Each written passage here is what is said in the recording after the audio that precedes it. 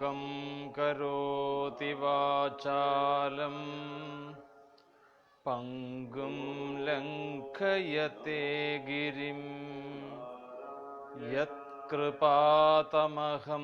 വന്ദേ പരമാനന്ദമാധവം.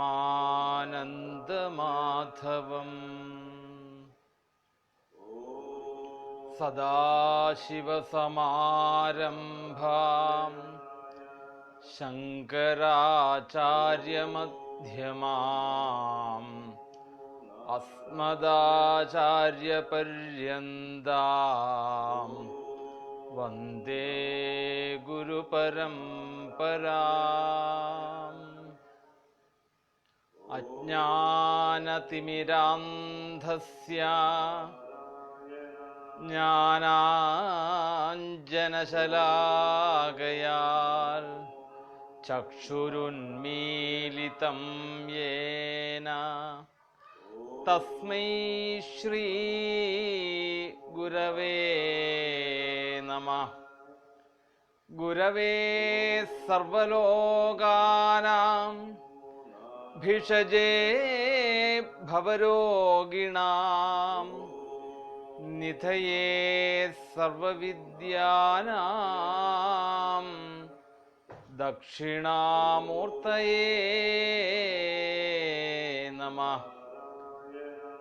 ത്വമേവ മാതാ ച പിതാ ത്വമേവ ത്വമേവ ബന്ധുശ്ച സഖാ ത്വമേവ ത്വമേവ വിദ്യാദ്രവിണം ത്വമേവ ത്വമേവ സർവം മമ ദേവദേവ. കണ്ണിൽ കാർവർണ്ണനോട്ടം മധുരമക കണ്ണിലോ കൃഷ്ണനാട്ടം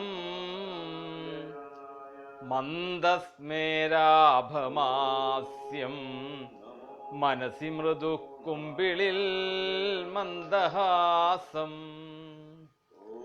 പുണ്യചാർത്തിന്നികേതം ഉടുപതി സദൃശം മള്ളിയൂർ വിപ്രവര്യം വന്ദിപ്പൂ താണു വീണാ തിരുമലരടിയിൽ മംഗളം മംഗളം തേ. ഗോവിന്ദനാമസങ്കീർത്തനം ഗോവിന്ദ ഗോവിന്ദ. എല്ലാവർക്കും നമസ്കാരം.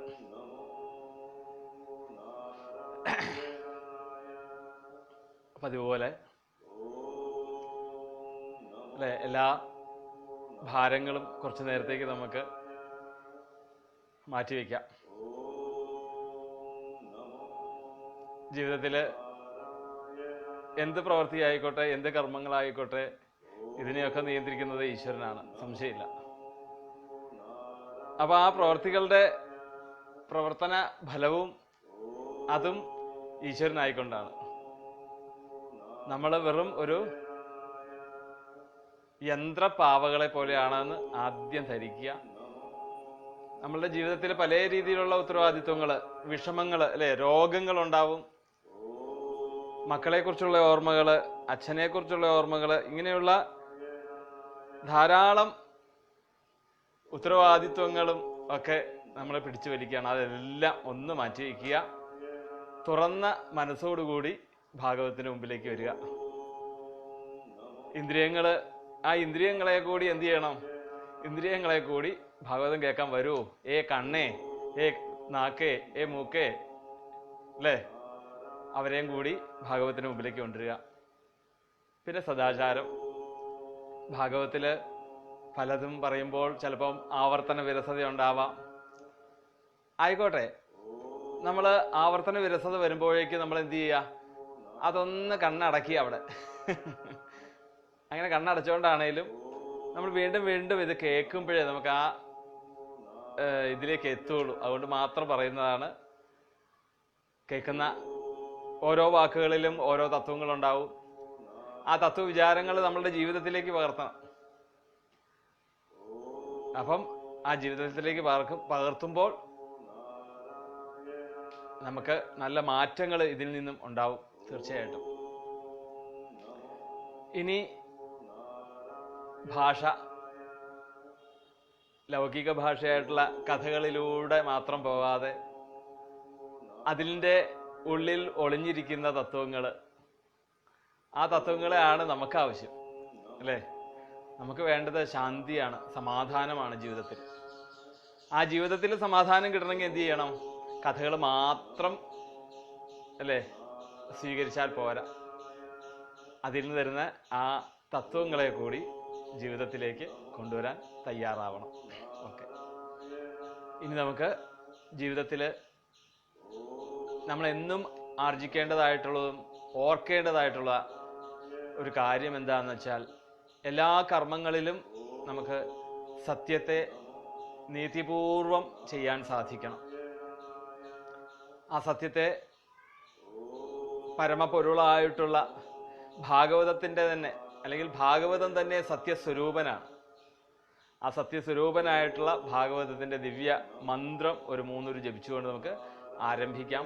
അപ്പം എല്ലാവരും ഇന്നും നമുക്ക് എന്തെങ്കിലുമൊക്കെ അല്ലേ, ഗുരുനാഥന്മാരുടെ അനുഗ്രഹങ്ങളെ കൊണ്ടും ഗുരുവായൂരപ്പൻ്റെ അനുഗ്രഹങ്ങളെ കൊണ്ടും എന്തെങ്കിലുമൊക്കെ ജീവിതത്തിലെ മാറ്റങ്ങൾക്ക് വേണ്ടിയിട്ടുള്ള നല്ല തത്വങ്ങൾ കൊണ്ട് തരട്ടെ എന്ന് അല്ലേ പ്രാർത്ഥിച്ചുകൊണ്ട് നമുക്ക് ആരംഭിക്കാം. അപ്പം എല്ലാവരും അവരവരുടെ ഇരിപ്പിടങ്ങളിലിരുന്ന് ആ ഭാഗവതത്തിൻ്റെ ദിവ്യനാമം ഉള്ളിൽ തട്ടിക്കൊണ്ട് പ്രാർത്ഥിക്കുക, നമസ്കരിക്കുക. അവിടെ നമസ്കരിക്കുകയാണ് ചെയ്യുന്നത്. സത്യം പരം ധീമഹി, സത്യം പരം ധീമഹി, സത്യം പരം ധീമഹി. ഗോവിന്ദനാമ സങ്കീർത്തനം ഗോവിന്ദ ഗോവിന്ദ. അപ്പൊ നമുക്ക് ആരംഭിക്കാം അല്ലേ. 5-ാമത്തെ അധ്യായം നമ്മൾ വായന കഴിഞ്ഞ് പൂർത്തിയാക്കി. 5 അധ്യായം ഇപ്പൊ പൂർത്തിയാക്കി. ഞാൻ ഇന്നലെ വൈരുദ്ധ്യമാർന്ന ഒരു ചോദ്യമാണ് ഇട്ടത് അല്ലേ. 5 അധ്യായങ്ങളിലും എന്തൊക്കെയാണ് പറഞ്ഞതെന്ന് നിങ്ങൾ എഴുതാൻ പറഞ്ഞു. ആരും തന്നെ എഴുതി കണ്ടിട്ടില്ല. ഇനി ഇന്നത്തെ കമന്റിൽ ഉണ്ടാവുമോ എന്ന് അറിയില്ല. എന്തായാലും കുഴപ്പമില്ല, അത് നീട്ടി വലിച്ച് എഴുതണം എന്നുള്ളൊരു സംശയം കൊണ്ടൊക്കെ ആയിരിക്കാം അല്ലേ. 1 വേർഡ് ക്വസ്റ്റ്യൻ മതി എന്നൊക്കെ ഇതിനു മുമ്പ് പലരും അഭിപ്രായപ്പെട്ടതുകൊണ്ടൊക്കെ അതുകൊണ്ടാക്കി ആയിരിക്കാം ഒഴിവാക്കിയെന്ന് വിചാരിക്കുന്നു. എന്തായാലും ഓക്കെ, അപ്പം പിന്നീട് നമുക്ക് അതിനെപ്പറ്റി ചിന്തിക്കാം. 5-ാമത്തെ അധ്യായം ഒന്ന് ചുരുക്കി പറയണ്ടേ നമുക്ക്, ആവർത്തിക്കുകയല്ല, ഒരിക്കലും ആവർത്തനമാണെന്ന് വിചാരിച്ചാലും പോകരുത്. ജസ്റ്റ് നമ്മൾ പഠിച്ചതിനെ കുറിച്ചൊക്കെ ഒരു കണ്ടിന്യൂറ്റി വേണം, അതിനു വേണ്ടി മാത്രം. 5-ാമത്തെ അധ്യായം വ്യാസ നാരദ സംവാദം.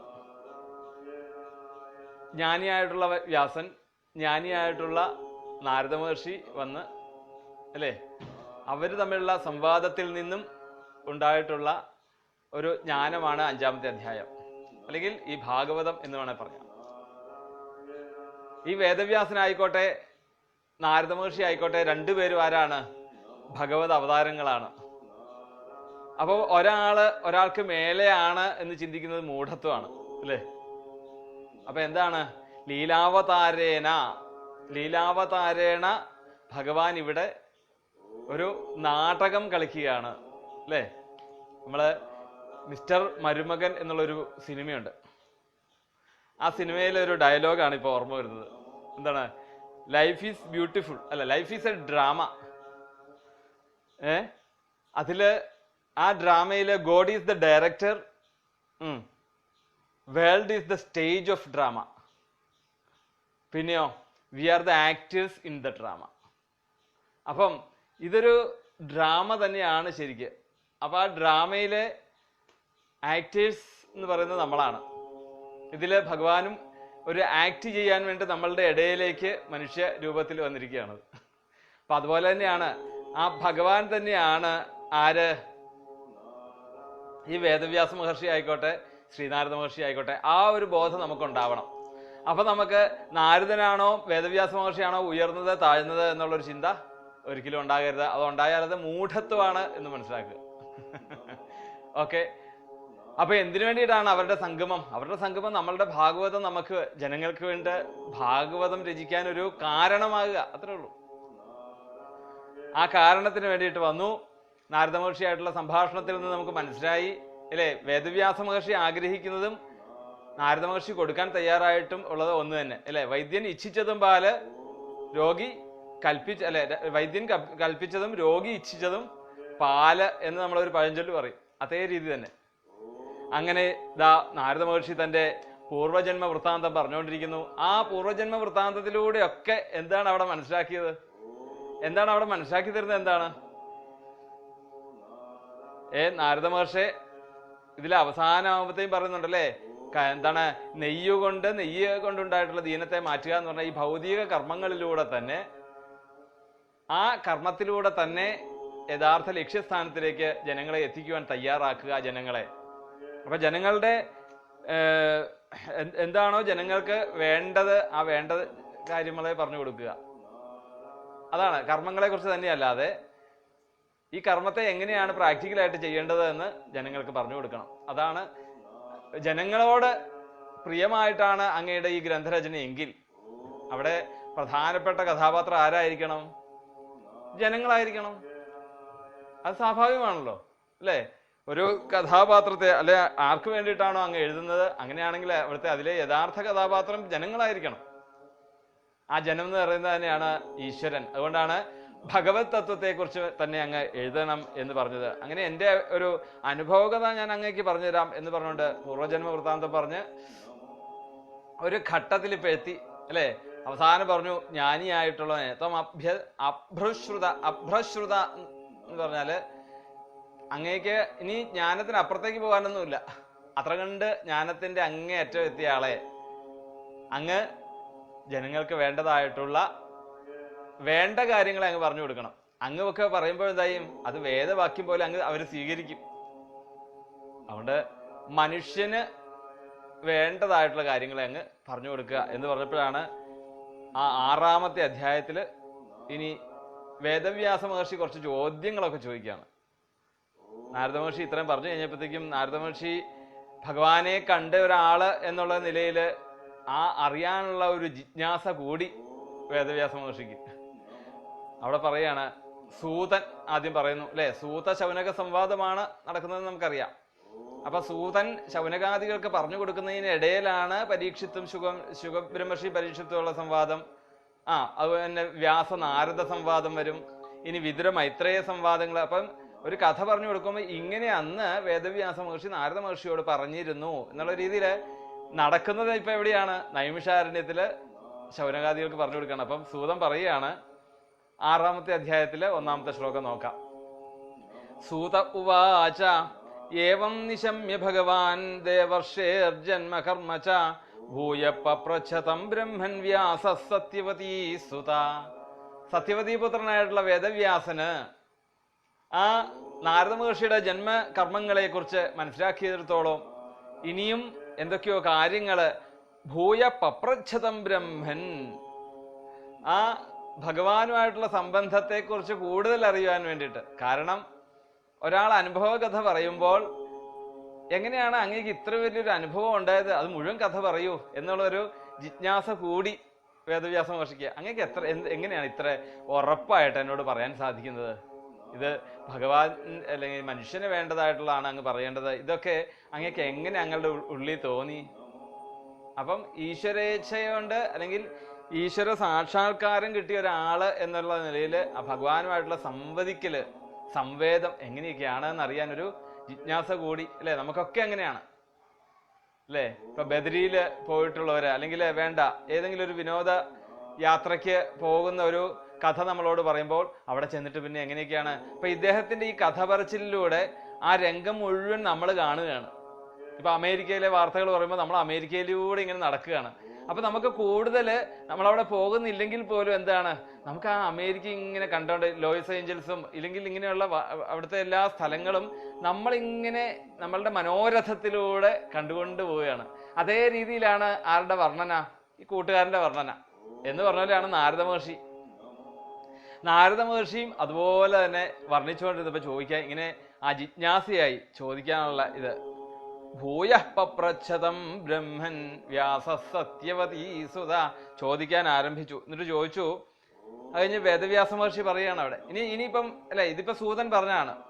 ഇങ്ങനെ വേദവ്യാസ മഹർഷി നാരദ മഹർഷിയോട് വീണ്ടും ചോദിച്ചു എന്ന് പറഞ്ഞു കഴിഞ്ഞാൽ പിന്നെ വ്യാസൻ ചോദിക്കുന്നതായിട്ട് പറയാണ്. വ്യാസ ഉവാച ഭിക്ഷുഭിർവിപ്രവസിതേ വിജ്ഞാനാദേഷ്ഭിസ്തവ വർത്തമാനോ വയസ്യാദ്യേ തതഃ കിമകരോത് ഭവാൻ.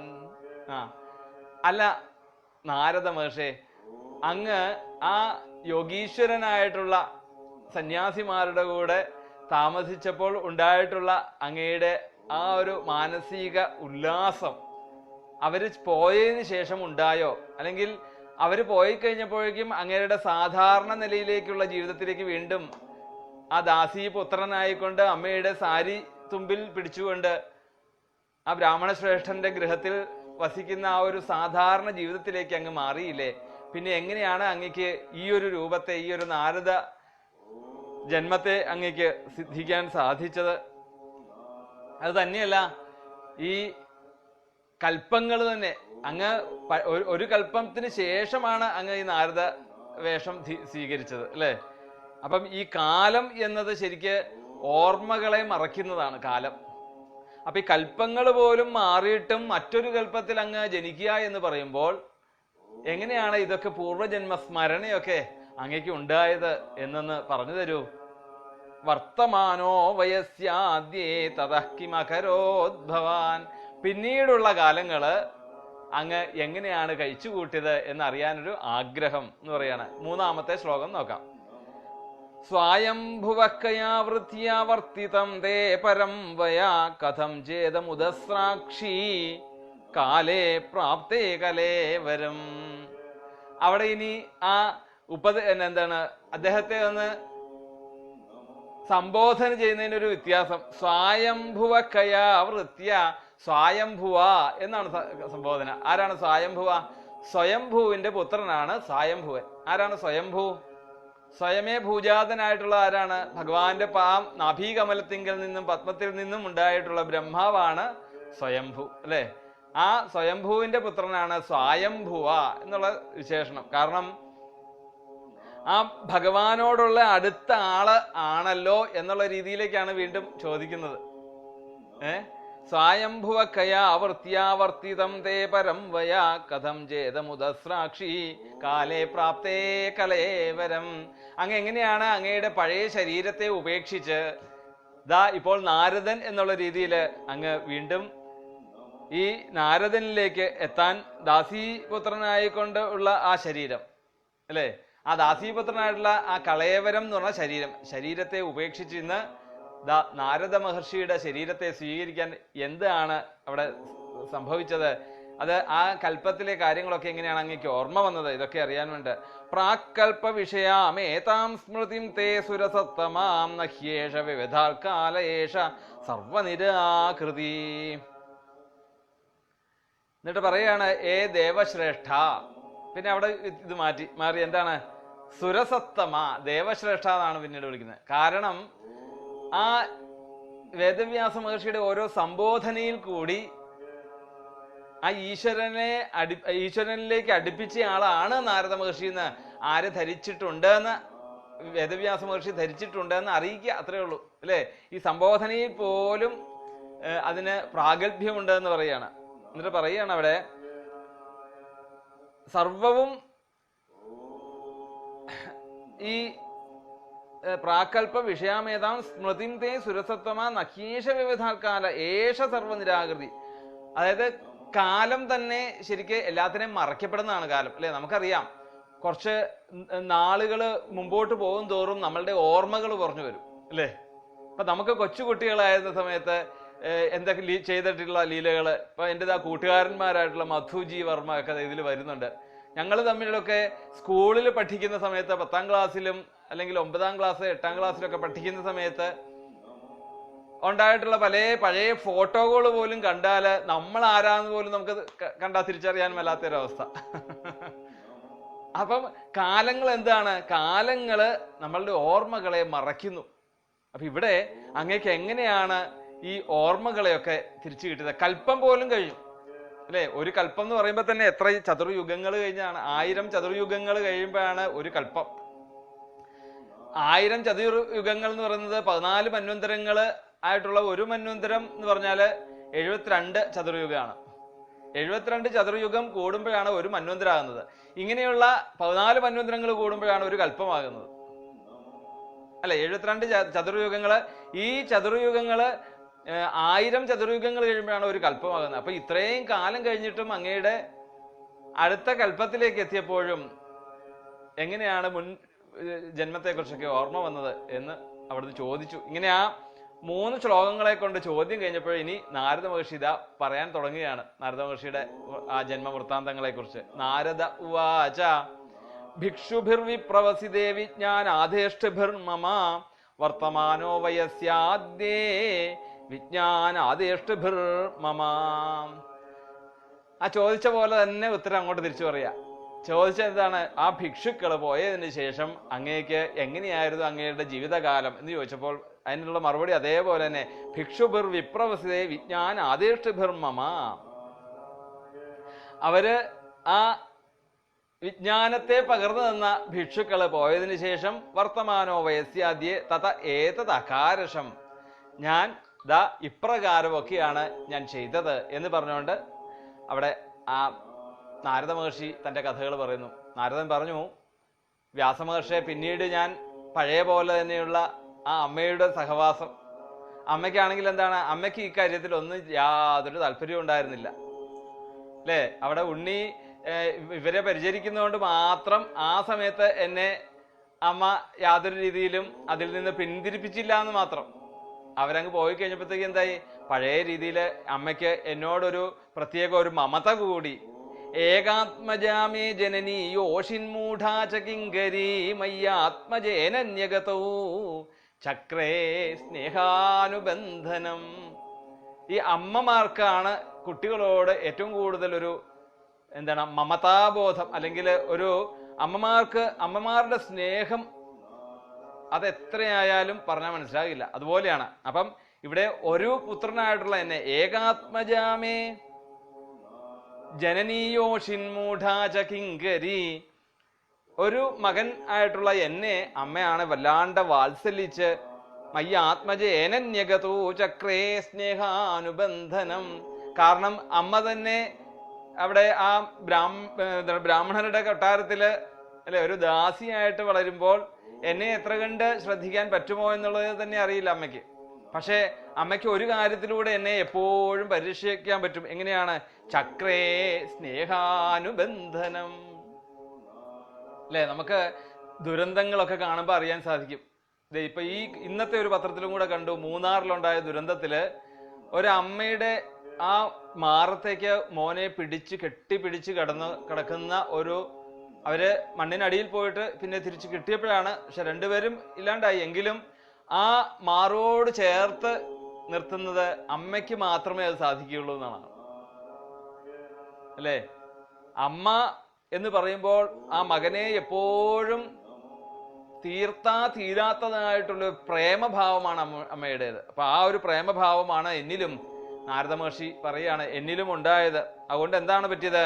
7ാമത്തെ ശ്ലോകം, സാ സ്വതന്ത്രാനകൽപ്പാസി യോഗക്ഷേമം മമേച്ഛതി ഈശസ്യ ഹി വശേ ലോകോ ലോകോ യോഷാദാരുമയീ യഥാ. പക്ഷേ എന്നെ സംബന്ധിച്ചിടത്തോളം അമ്മയുടെ അവസ്ഥ എന്താണെന്ന് എനിക്കറിയാം. കാരണം എനിക്ക് എങ്ങനെയാണ്, എനിക്ക് ഈ ആത്മീയ ജ്ഞാനം ഈ സന്യാസിമാരിൽ നിന്ന് പകർന്നു കിട്ടിയത് കൊണ്ട് ഞാൻ ഇങ്ങനെയുള്ള ആ ആത്മീയ ജ്ഞാനം അമ്മയ്ക്കാണ് കിട്ടിയിട്ടുമില്ല അല്ലെ? അമ്മ അപ്പോഴും എന്താണ്, ആ ഭൗതികതയില് ഇതൊന്നും മനസ്സിലാക്കാത്ത രീതിയിൽ എന്നോടുള്ള സ്നേഹം എന്തിനു വേണ്ടിയിട്ടാണ് അമ്മയ്ക്ക്?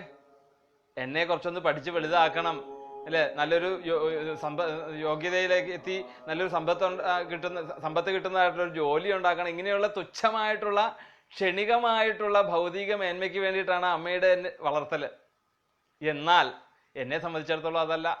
അതുകൊണ്ട് ഞാൻ എന്തായി, ഞാൻ അസ്വതന്ത്രനായി. സാ അസ്വതന്ത്രാന്ന കൽപ്പാസി യോഗക്ഷേമം മമേച്ഛതി. ഞാനല്ല അസ്വതന്ത്രയായത്, അസ്വതന്ത്ര, അമ്മ അസ്വതന്ത്രയായി. എന്തിനു വേണ്ടിയിട്ട്? എൻ്റെ യോഗക്ഷേമത്തെക്കുറിച്ച് ചിന്തിച്ച് അമ്മ ആകെ മാനസികമായിട്ടും ഒക്കെ അമ്മയ്ക്ക് വിഷമമായി. അതുകൊണ്ട് ഏത് സമയവും ഉണ്ണി എവിടെയെന്ന് വിചാരിച്ചുകൊണ്ടിങ്ങനെ നടക്കുകയാണ്. എന്നിട്ട് പറയാണ്, ഈശസ്യ ഹി വശേ ലോകോ യോഷാദാരുമയീ യഥാ. എന്നാൽ അമ്മയെ സംബന്ധിച്ചിടത്തോളം അമ്മയ്ക്ക് അറിയാൻ പറ്റുമോ? ഈശസ്യ ഹി വശേ ലോകോ യോഷാദാരുമയീ യഥാ. ഇവിടെ ഈ ലോകത്ത് ഈ ജഗത്തില് നമ്മളൊക്കെ എന്താണ് ശരിക്കും? നമ്മളൊക്കെ ഒരു യന്ത്രപ്പാവകളാണ് എന്നാണ് അവിടെ പറയുന്നത്. ദാരുമയീ യഥാ. ഭഗവാന്റെ ഒരു യന്ത്രപ്പാവകൾ മാത്രമാണ് നമ്മൾ എന്നുള്ള കാര്യം എനിക്കറിയാം. പക്ഷേ അമ്മയ്ക്ക് ആ ഒരു വിവരം അറിയാത്തത് കൊണ്ട് അമ്മ ദുഃഖിക്കുന്നു. എന്നാൽ അമ്മയുടെ ദുഃഖത്തെ, അല്ലെങ്കിൽ അമ്മ അന്വേഷിക്കുന്നതായിട്ടുള്ള സുഖത്തെ അല്ല ഞാൻ അന്വേഷിക്കുന്നത്.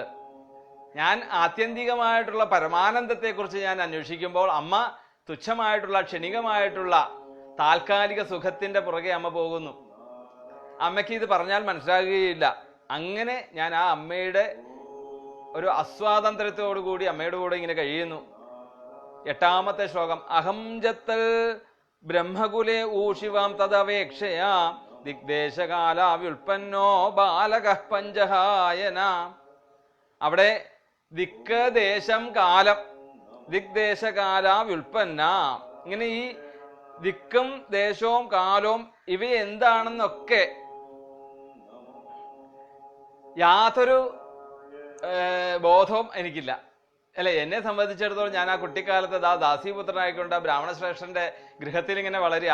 ഈ ബ്രാഹ്മണശ്രേഷ്ഠൻ ആ ഗൃഹത്തിന്റെ ചുറ്റുമുള്ള മതിലിന് അപ്പുറത്ത് എന്താണ് ലോകം എന്നുള്ളത് എനിക്ക് അറിയില്ല വേദവ്യാസ മഹർഷേ. അങ്ങനെ ദിക്കും ദേശവും കാലവും പോലും ഇവ എന്താണെന്ന് അറിയാത്ത ഞാൻ അവിടെ അന്ന് എത്രയായിരുന്നു? ബാലക പഞ്ചഹായന. എനിക്ക് 5 വയസ്സ് പ്രായമാണെന്ന്.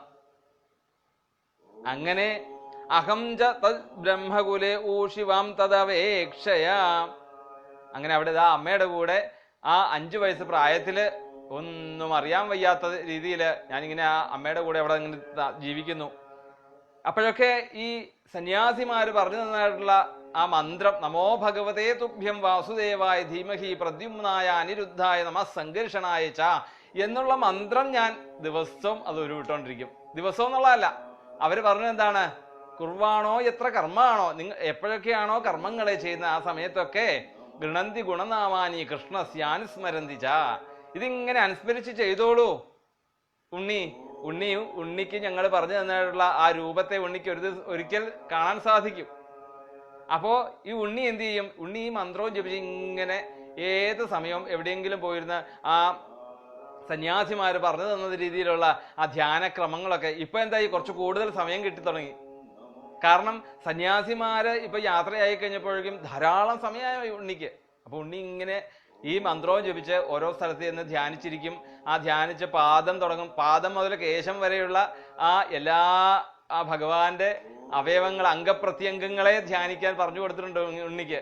അപ്പൊ അതേ രീതിയിൽ അങ്ങ് ധ്യാനിച്ചു വരുമ്പോഴത്തേക്കും ഏകദേശം ആ പാദം, ജംഘ, ജാനു, ഊരു അങ്ങനെ അങ്ങോട്ട് ആ പീതാംബരപ്പെട്ടൊക്കെ ആകുമ്പോഴത്തേക്കും ഉണ്ണീന്ന് അങ്ങ് വിളിക്കും അമ്മ.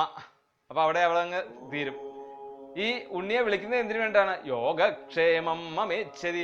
ഉണ്ണിയെ എങ്ങും, കാരണം താൻ തന്നെ അസ്വതന്ത്രയായിട്ടാണ്, അല്ലെ, അമ്മ തന്നെ അസ്വതന്ത്രയായിട്ടാണ് അവിടെ ദാസിയായിട്ടാണ് ജീവിക്കുന്നത്. അതുകൊണ്ട് ഉണ്ണി എങ്ങും പോകാതിരിക്കുവാൻ വേണ്ടിയിട്ട് ആ ഉണ്ണി എപ്പോഴും അന്വേഷിച്ചുകൊണ്ട് എനിക്ക് ഇതിപ്പോ എന്തായി?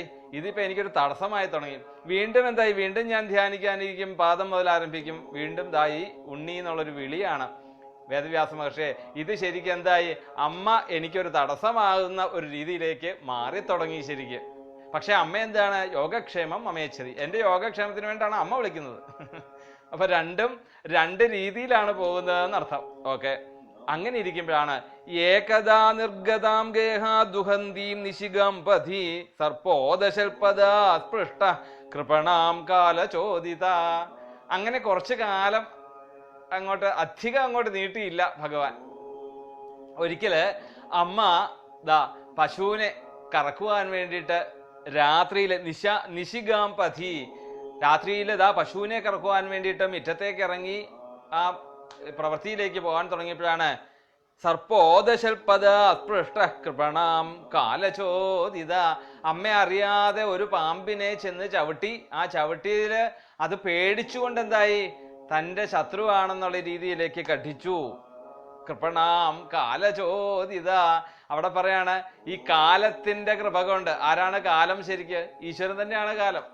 അപ്പൊ ആ ഈശ്വരന്റെ കൃപ കൊണ്ട് അമ്മയുടെ കാലിലിതാ ആ സർപ്പം കൊത്തി. എന്നിട്ടോ തഥാ തദഹമീശസ്യ ഭക്താനാം ശമഭീപ്സത അനുഗ്രഹം മന്യമാന പ്രാതിഷ്ഠം ദിശമുത്തരാം. എന്നിട്ട് പറയാണ് എന്തായാലും ആ അമ്മയെ ദംശിച്ച സർപ്പത്തിന്റെ കാരണങ്ങളെ കൊണ്ട് അമ്മ ദാ മരിച്ചു. അതെന്തായി എനിക്ക്?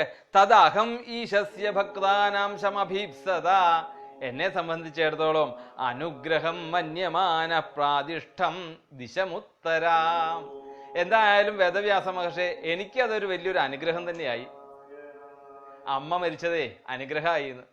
അവരെ സംബന്ധിച്ചിടത്തോളം എന്താണ് ശരിക്ക്? യഥാർത്ഥമായിട്ടുള്ള ജ്ഞാനം സിദ്ധിച്ചു കഴിഞ്ഞാൽ ജഗത് ഏകബന്ധുന എന്നുള്ള ഒരു അവസ്ഥയിലേക്ക് മനസ്സിലാക്കി കഴിഞ്ഞാൽ പിന്നെ ഏത് ബന്ധത്തിനാ പിന്നെ അവിടെ സ്ഥാനമുള്ളത്?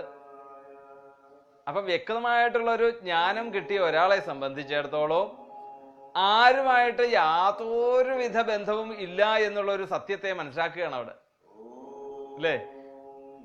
അവിടെ നാരദ മഹർഷി എന്താണ് മനസ്സിലാക്കിയത് ശരിക്ക്? എന്നെ സംബന്ധിച്ചിടത്തോളം എനിക്ക് ബന്ധം ഒരാളോടെ ഉള്ളൂ. ആരോടാണുള്ളത്? എൻ്റെ ഉള്ളിലുള്ള ഈ ബോധത്തോട് മാത്രമേ എനിക്ക് ബന്ധമുള്ളൂ. ഇനി വേറെ ആർക്കും എന്നെ മാറ്റാനും പറ്റില്ല. ഞാൻ വിചാരിച്ചാൽ മറ്റൊരാളെയും മാറ്റാൻ എനിക്ക് സാധിക്കില്ല.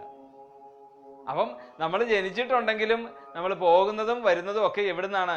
ഈ ബോധസ്വരൂപിൽ നിന്ന് ഞാൻ വരുന്നു, ഞാൻ ബോധസ്വരൂപനിലേക്ക് പോകുന്നു. എനിക്ക് വേറെ ബന്ധമില്ല ശരിക്കും. ഈ ബന്ധമൊക്കെ എന്താണ്, അല്ലേ? നേരത്തെ പറഞ്ഞ പോലെ തന്നെ ലൈഫ് ഈസ് എ ഡ്രാമ. അതെ, സംശയമില്ല.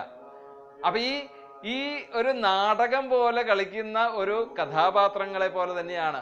അതിൽ നമ്മൾ ഇനി എത്രയൊക്കെ നമ്മൾ ചിന്തിച്ചാലും ആർക്കും ആരെയും ഒന്നും മാറ്റാൻ സാധിക്കുകയില്ല, പറ്റില്ല. അതുകൊണ്ട് എനിക്ക് ഇതൊരു അനുഗ്രഹം തന്നെയായിരുന്നു വേദവ്യാസ മഹർഷി. ആ വേദവ്യാസ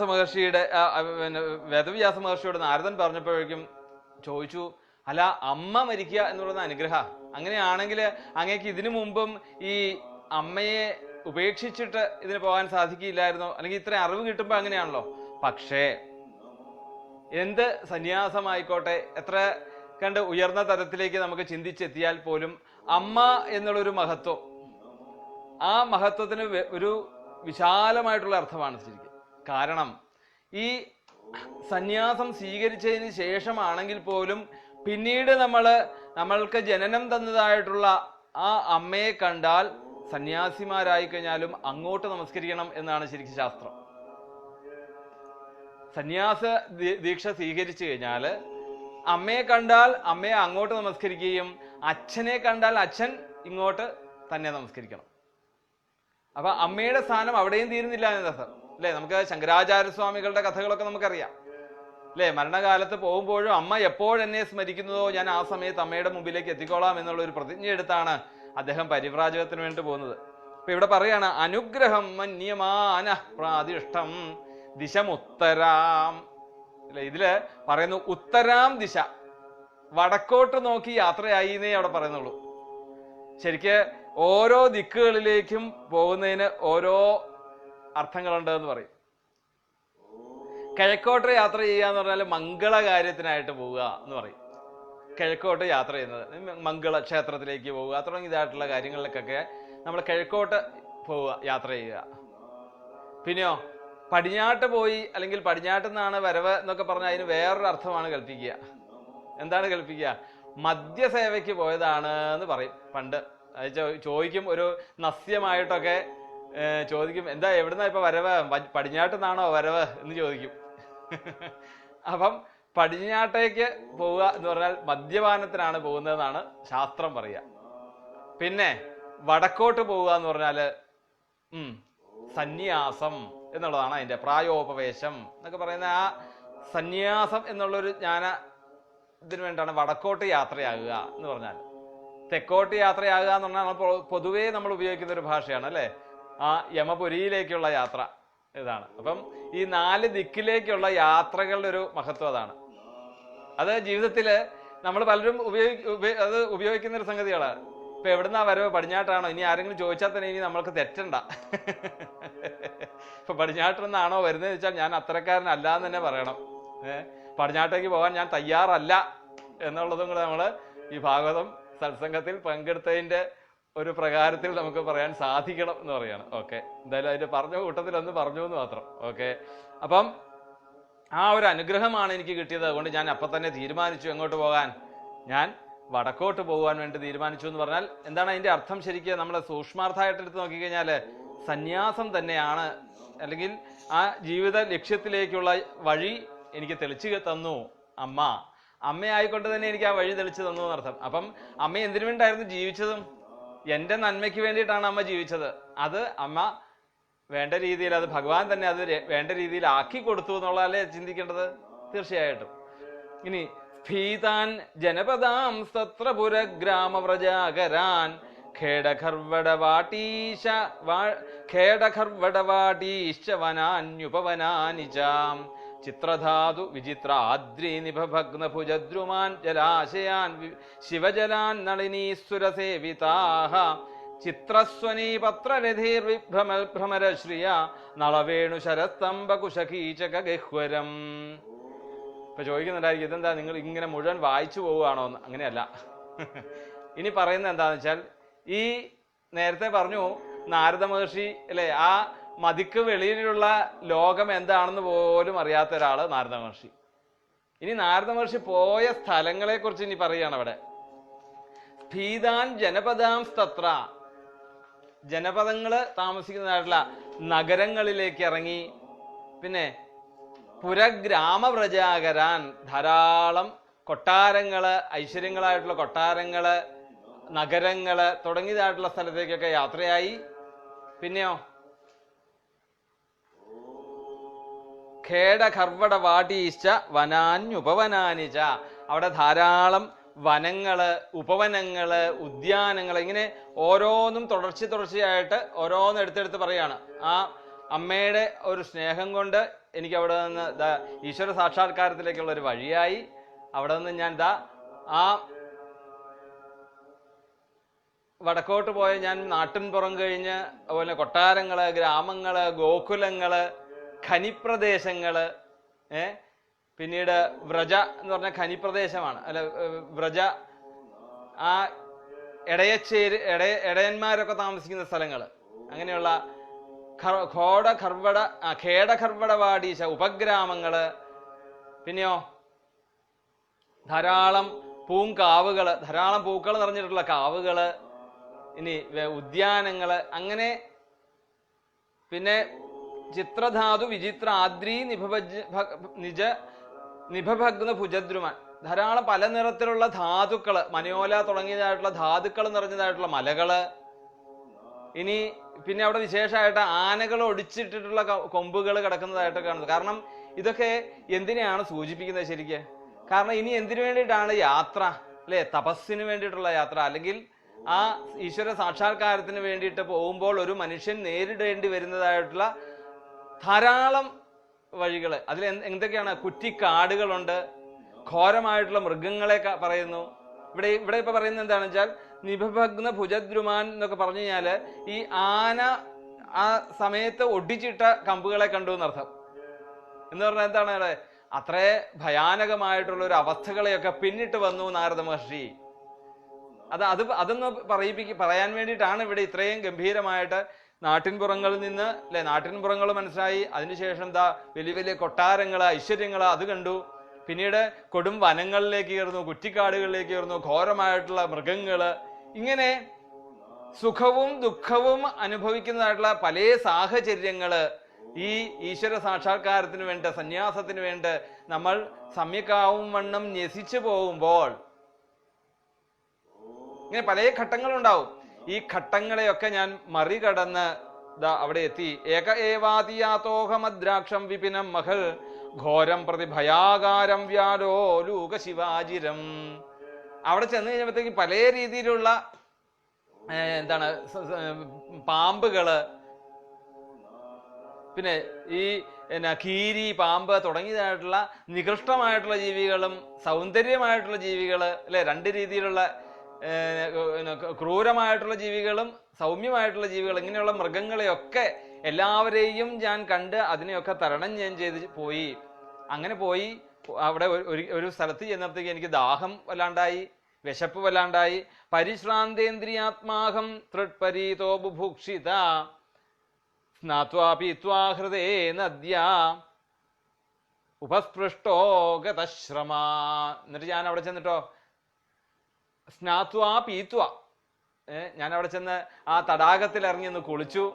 എന്നിട്ടോ ആ ദാഹത്തെ മാറ്റി അവിടെ അടുത്തുള്ള വൃക്ഷങ്ങളിൽ നിന്നൊക്കെ ഫലങ്ങളെയൊക്കെ സ്വീകരിച്ചു.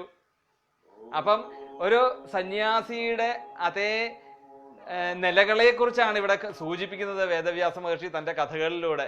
എന്താണ് സന്യാസം എന്നുള്ള രീതിയിലേക്ക് ശിക്ഷ നമ്മൾ സ്വീകരിച്ചു കഴിഞ്ഞാൽ, ഇനി സന്യാസം എന്നുള്ളത് ഞാൻ പറഞ്ഞു നമ്മളുടെ ഗൃഹത്തിൽ തന്നെ ബാധ എന്നുള്ള രീതിയിൽ അല്ലെ, സന്യാസത്തിന്റെ ക്രമത്തിൽ ബാധ എന്നുള്ളതാണ് ഗൃഹത്തിലൂടെ ഈശ്വര സാക്ഷാത്കാരത്തിലേക്ക് എത്താൻ നമുക്ക് സാധിക്കും. അപ്പോ അവിടെ ഈ ഒരു സുഖങ്ങളെയോ ദുഃഖങ്ങളിലോ നമ്മളുടെ മനസ്സ് പതറി നിൽക്കരുത് എന്നാണ്. അവിടെ കിട്ടുന്നതിനെ സ്വീകരിക്കുക, നമ്മുടെ ലക്ഷ്യം എന്താണ് എന്നുള്ളത് മറക്കാതെ മുമ്പോട്ട് പോവുക. അപ്പൊ ഒരു നിസ്സംഗ ഭാവമാണ് അവിടെ ഉള്ളത്. അവിടെ ഇപ്പം ഒരു എന്താണ് ഗൃഹങ്ങൾ അന്വേഷിച്ച് പോകാൻ വേണമെങ്കിൽ അല്ലെ, നാരദ മഹർഷി അവിടെ നാട്ടിൻ പുറങ്ങളിലോ അല്ലെങ്കിൽ കൊട്ടാരങ്ങളിലോ എവിടെയും തങ്ങി നിന്നില്ല. അവിടെ നിന്ന് വീണ്ടും ഇങ്ങനെ നടക്കുന്നു. ആ ലക്ഷ്യസ്ഥാനത്തിലേക്കുള്ള നടപ്പ് അത് ചിലപ്പോൾ കുറ്റിക്കാടുകളായി, ഘോരമായിട്ടുള്ള വനങ്ങൾ വരുന്നു. ഇതൊന്നും ആരെ ബാധിക്കുന്നില്ല, നാരദ മഹർഷിയെ ബാധിക്കുന്നില്ല. അത് തന്നെ ആയിരിക്കണം നമ്മളുടെ ജീവിതത്തിൽ നമ്മൾ ലക്ഷ്യത്തിലേക്ക് കടക്കുമ്പോൾ. ഈ കടക്കുന്ന സമയത്ത് പല രീതിയിലുള്ള ബുദ്ധിമുട്ടുകൾ വരും. ഈ ബുദ്ധിമുട്ടുകളൊന്നും നമ്മളെ ബാധിക്കാതിരിക്കണം. എന്ത് വേണം? ലക്ഷ്യം ഉറപ്പായിരിക്കണം. ഉറപ്പിച്ചുകൊണ്ടുള്ള ലക്ഷ്യത്തിലേക്ക് നമ്മൾ ശ്രദ്ധ വെച്ചുകൊണ്ട് പോയി കഴിഞ്ഞാൽ ഈ നമ്മളിൽ വന്ന് തട്ടുന്നതായിട്ടുള്ള ഒരു പ്രശ്നങ്ങളും നമ്മളെ അത് അറിയുന്നത് തന്നെയില്ല, നമ്മൾ അറിയുന്നത് തന്നെയില്ല. അപ്പൊ ആഹാരമായിക്കോട്ടെ, ആഹാരമൊക്കെ എന്തിനു വേണ്ടിയാണ്? ആ ശരീര നിവൃത്തിക്ക് വേണ്ടി കിട്ടുന്ന ഭക്ഷണത്തെ കഴിക്കുക. കിട്ടുന്ന ഭക്ഷണത്തെ കഴിക്കുക. ഇനി ഇല്ലേലും ഭക്ഷണം കിട്ടിയില്ലെങ്കിലും നമുക്ക് നമ്മളുടെ ലക്ഷ്യത്തിലേക്ക് പോകുമ്പോൾ നമ്മൾ ഈ ഭക്ഷണം തന്നെ മറന്നു പോകുന്നു അല്ലേ. പലപ്പോഴും നമ്മൾ ചിന്തിക്കാറുണ്ട് 1 മണിയാകുമ്പോഴത്തേക്ക് എന്നാ ഇനി ഊണ് കഴിക്കുകയല്ലേ എന്നാണ് നമ്മൾ ചിന്തിക്കാറ് അല്ലേ. വിശന്നിട്ട് കഴിക്കുന്ന ഒരു സമ്പ്രദായം അല്ല നമ്മുടെ. സൂര്യപ്രകാശം കൊണ്ട് തന്നെ ജീവിക്കുന്ന ഓരോരുത്തരുണ്ട്. അപ്പൊ എനർജി ഏത് രീതിയിലുമാകാം. അവിടെ ലക്ഷ്യം ഇന്നതായതുകൊണ്ട് നാരദ മഹർഷിയെ സംബന്ധിച്ചിടത്തോളം ഇതൊന്നും അറിയുന്നില്ല എന്നർത്ഥം. അതുകൊണ്ട് അവിടുന്ന് ഫലമൂലാദികളൊക്കെ കഴിച്ച് ആ തടാകത്തിൽ കുളിച്ച് അവിടെ എങ്ങനെ ഇരുന്നു. എന്നിട്ടോ 16ാമത്തെ ശ്ലോകം നോക്കാം. തസ്മിൻ നിർമനുജേരണ്യേ പിപ്പലോപസ്ഥ ആശ്രിതാത്മാനം ആത്മനാത്മാനമാത്മസ്ഥം യഥാശ്രുതമചിന്തയം. അവിടെ ഒരു പിപ്പലോപസ്ഥ ആശ്രയെ അരയാല് കണ്ടു എന്നാണ് പറയാ. ആ അരയാലിന്റെ ചോട്ടില് അവിടെ ഇരുന്ന് ആത്മാനമാത്മസ്ഥം, ഒറ്റയ്ക്ക് ഏകാന്തമായിട്ട് അവിടെ ഇരുന്ന് തന്നെ കുറിച്ച് തന്നെ താൻ ചിന്തിച്ചു എന്നാണ് പറയുന്നത്. അല്ല, ഒന്ന് ആലോചിച്ച് നോക്ക്. എന്തിനു വേണ്ടിയാണ് ശരിക്കും പോയത് തന്നെ? തൻ്റെ ഉള്ളിലുള്ള ഈ ബോധസ്വരൂപൻ എങ്ങനെയാണ് തന്നിൽ പ്രവർത്തിക്കുന്നത് എന്നുള്ളത് മനസ്സിലാക്കുക എന്നുള്ളതാണ് ഈശ്വര സാക്ഷാത്കാരം. നമ്മൾ പറഞ്ഞു അല്ലെ. ഒരു മനുഷ്യൻ എങ്ങനെയാണ് തൻ്റെ കാര്യങ്ങള് താൻ ചെയ്യുന്ന കർമ്മങ്ങൾക്കൊക്കെ തനിക്ക് എത്ര കണ്ട് പ്രാധാന്യം ആ കർമ്മത്തിലുണ്ട് എന്ന് ഒന്ന് വ്യക്തമായിട്ട് മനസ്സിലാക്കുക എന്നുള്ളത് തന്നെയാണ് ഈശ്വര സാക്ഷാത്കാരം. നമ്മൾ ചെയ്യുന്ന കർമ്മങ്ങളിലെ ഒരു അന്തിമ തീരുമാനം നമുക്ക് എടുക്കാൻ സാധിക്കുന്നുണ്ടോ? ഇല്ല. ഒരു കർമ്മങ്ങളുടെയും പൂർണ്ണമായിട്ട് അന്തിമം അടുത്ത ഇതെന്താണ് സംഭവിക്കുന്നതെന്ന് നമുക്ക് ഉറപ്പിച്ച് പറയാൻ സാധിക്കുന്നില്ല. യാതൊരു കർത്തൃത്വവും നമുക്ക് ആ കർമ്മത്തിൽ നമുക്കുണ്ടാവുന്നില്ല. പക്ഷേ ഈ കർമ്മത്തിൽ നിന്ന് ആ ഉണ്ടാകാത്തതിടത്തോളം കാലം ഇതിന്റെ പുറകിൽ പ്രവർത്തിക്കുന്നതായിട്ടുള്ള ഈ ബോധസ്വരൂപൻ, ഈ പുറകിൽ വർത്തിക്കുന്നതായിട്ടുള്ള ഈ ശക്തിയുടെ മഹത്വം എത്ര കണ്ട് നമ്മളെ ബാധിക്കുന്നുണ്ട്, നമ്മളെ സ്വാധീനിക്കുന്നുണ്ട് എന്നുള്ളത് അറിയുക എന്നുള്ളത് തന്നെയാണ് നമ്മളുടെ ലക്ഷ്യം. മനുഷ്യന്റെ ലക്ഷ്യം അതാണ്. അത് തന്നെയാണ് ഈശ്വര സാക്ഷാത്കാരം എന്ന് പറയുന്നത്. ആ ഈശ്വരനെ കണ്ടെത്തുക. അപ്പൊ അങ്ങനെ വന്നപ്പോൾ അവിടെ ആത്മാനം ആത്മസ്ഥം, ഞാൻ അവിടെ ഒറ്റയ്ക്കിരുന്ന് എൻ്റെ ഉള്ളിലുള്ള ബോധസ്വരൂപനെ ഞാൻ ഒന്ന് ചിന്തിച്ചു, അവിടെ ഇരുന്ന് ധ്യാനിച്ചു എന്നർത്ഥം. അവിടെ ഇരുന്ന് ആ ആത്മാവിനെ മനസ്സിലാക്കുവാൻ വേണ്ടിയിട്ട് ദാ കണ്ണടച്ച് സുഖമായിട്ട്. ഇനിയിപ്പോ എന്താണ്, ഒരു ഏകദേശം ഒരേ ഒരു കാരണം മാത്രമേ ഉണ്ടായിരുന്നുള്ളൂ ഇതിന് തടസ്സമായിട്ട്. ആരായിരുന്നു? അമ്മയായിരുന്നു. ആ എന്താണ് ബന്ധവും കൂടി ഭഗവാൻ അവിടുന്ന് മുറിച്ചു തന്നിരിക്കുന്നു. ഇപ്പൊ ഞാൻ ഫ്രീ ആയി. ഇപ്പം നേരത്തെ അസ്വതന്ത്രനായിരുന്നെങ്കിൽ ഇപ്പൊ ദാ ഞാൻ സ്വതന്ത്രനായി. എനിക്ക് എത്ര നേരം വേണമെങ്കിലും ദാ അവര് പറഞ്ഞു തന്നതായിട്ടുള്ള ആ ധ്യാനത്തെ എനിക്ക് ചെയ്യാൻ സാധിക്കും. എന്നിട്ട് ഞാൻ അവിടെ നിന്ന് ധ്യാനിക്കാൻ തുടങ്ങി. വേദവ്യാസ മഹർഷി ധ്യായതശ്ചരണാംഭോജം ഭാവനിർജിത ചേതസ ഔത്കണ്ഠ്യാശ്രുകലാക്ഷസ്യ ഹൃദ്യാസീന്മേ ശനൈഹരി. വേദവ്യാസ മഹർഷി അവിടുന്ന് ആ യോഗികളായിട്ടുള്ള സന്യാസിമാര് പറഞ്ഞതായിട്ടുള്ള ആ ധ്യാന പ്രക്രിയയിലൂടെ ആനന്ദ അല്ലെ ആത്മനാത്മാനമാത്മസ്ഥം, വേറെ എനിക്ക് യാതൊരു ശല്യവും ഇല്ല അല്ലെ. നമ്മൾ വിചാരിക്കും എന്താണ് ഏകാന്തത എന്ന് പറഞ്ഞാൽ എന്താണ് ശരിക്ക്? ഏകാന്തത എന്ന് പറഞ്ഞു കഴിഞ്ഞാല് ഒരു അല്ലെ ഏകാന്തതയുടെ അപാര തീരമേ എന്നൊക്കെയാണ് നമ്മൾ പാട്ടിലൊക്കെ പറയാറ്. എന്നാൽ നാരദ മഹർഷിയെ കുറിച്ച് അങ്ങനെയാണോ? നാരദ മഹർഷിക്ക് അങ്ങനെയാണോ? അങ്ങനെയല്ല. നാരദ മഹർഷിയെ കുറിച്ച് സംബന്ധിച്ചിടത്തോളം ഈ ഏകാന്തത എന്ന് പറഞ്ഞാൽ ലൈഫ് ഈസ് ബ്യൂട്ടിഫുൾ എന്നുള്ളതാണ്. എത്ര സുന്ദരമായിട്ടുള്ള ഒരു അവസ്ഥയാണ് വേദവ്യാസ മഹർഷി എനിക്ക് കിട്ടിയത്. എനിക്ക് യാതൊരു പ്രതിബന്ധങ്ങളും ഇല്ലാതെ ദാ അവര് പറഞ്ഞതായിട്ടുള്ള ആ ധ്യാന പ്രക്രിയയിലൂടെ ഭഗവാനേതാ എനിക്ക് നേരിട്ട് കണ്ട് എൻ്റെ ആനന്ദം പരമാനന്ദത്തോടുകൂടി എനിക്കിരിക്കാൻ സാധിക്കുന്നു. ഈ പരമാനന്ദം കൂടിക്കൂടി വരുമ്പോഴത്തേക്കും മറ്റ് രീതിയിലുള്ള ദോഷങ്ങളോ ദുഃഖങ്ങളോ ഞാൻ അറിയുന്നില്ല അല്ലെ. നമ്മൾ കഴിഞ്ഞ ദിവസം പറഞ്ഞു, സൂര്യൻ ഉദിച്ചു വരുമ്പോഴേക്കും ഇരുട്ട് എങ്ങനെയാണോ മാറുന്നത്, ജ്ഞാനം നമുക്ക് ഉള്ളിലേക്ക് വരുമ്പോഴേക്കും എങ്ങനെയാണോ നമ്മളുടെ അവിദ്യ ഇല്ലാതുണ്ടാകുന്നത്, അതേ അവസ്ഥയാണ് ഞാൻ ജ്ഞാനസമ്പൂർണനായിക്കൊണ്ടിരിക്കുന്നു.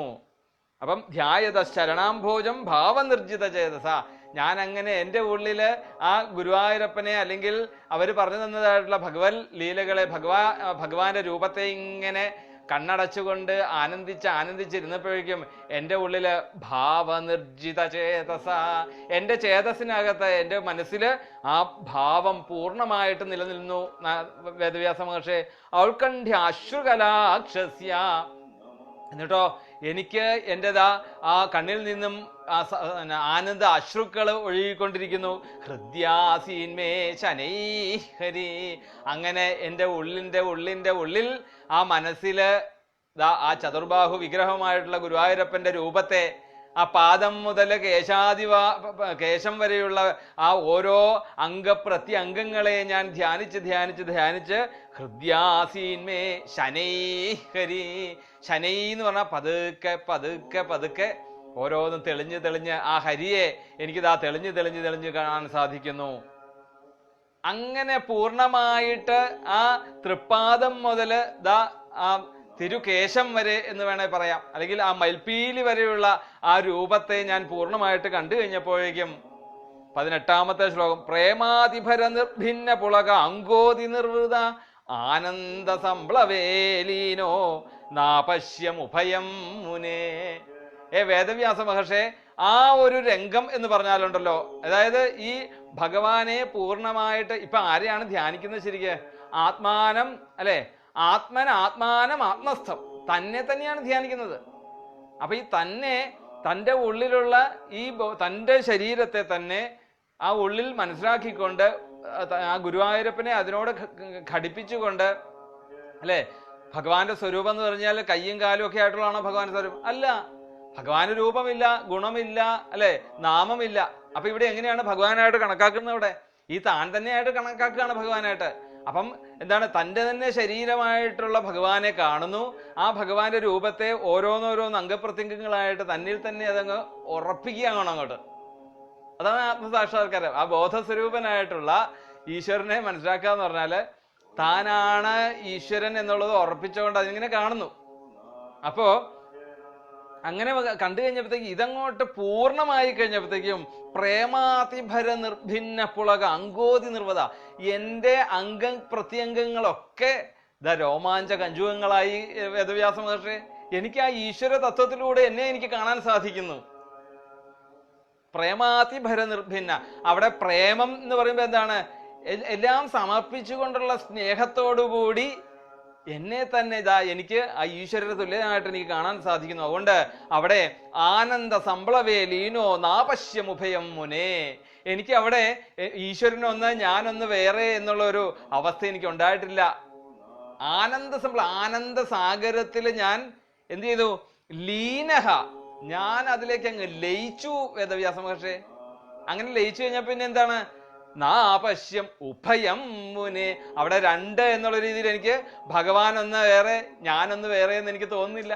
ആ ഞാനും ഭഗവാനും ഒന്നായിട്ട് തന്നെ എനിക്ക് അതിൽ അനുഭവപ്പെടാൻ സാധിച്ചു എന്ന് പറയുകയാണ്. ദിദൃക്ഷുസ്തദഹം ഭൂയ പ്രണിധായ മനോഹൃതി വീക്ഷമാണോപി നാപശ്യം അവിതൃപ്ത ഇവാതുരാ. അങ്ങനെ ആ ഒരു നിമിഷ നേരത്തേക്ക് ഞാൻ എല്ലാം മറന്ന് ആ ഈശ്വരനിൽ അങ്ങ് ലയിച്ചിരുന്നു. പക്ഷേ എന്നിട്ടോ രൂപം ഭഗവതോ യത്തൻ മനഃകാന്തം ശുചാപഹം അപശ്യൻ സഹസോത്തസ്ഥേ വൈക്ലവ്യാദുർമന ഇവ. പക്ഷെ ആ മനസ്സിന്റെ സർവ വ്യാപാരങ്ങളെയും അതുപോലെ തന്നെ ഈ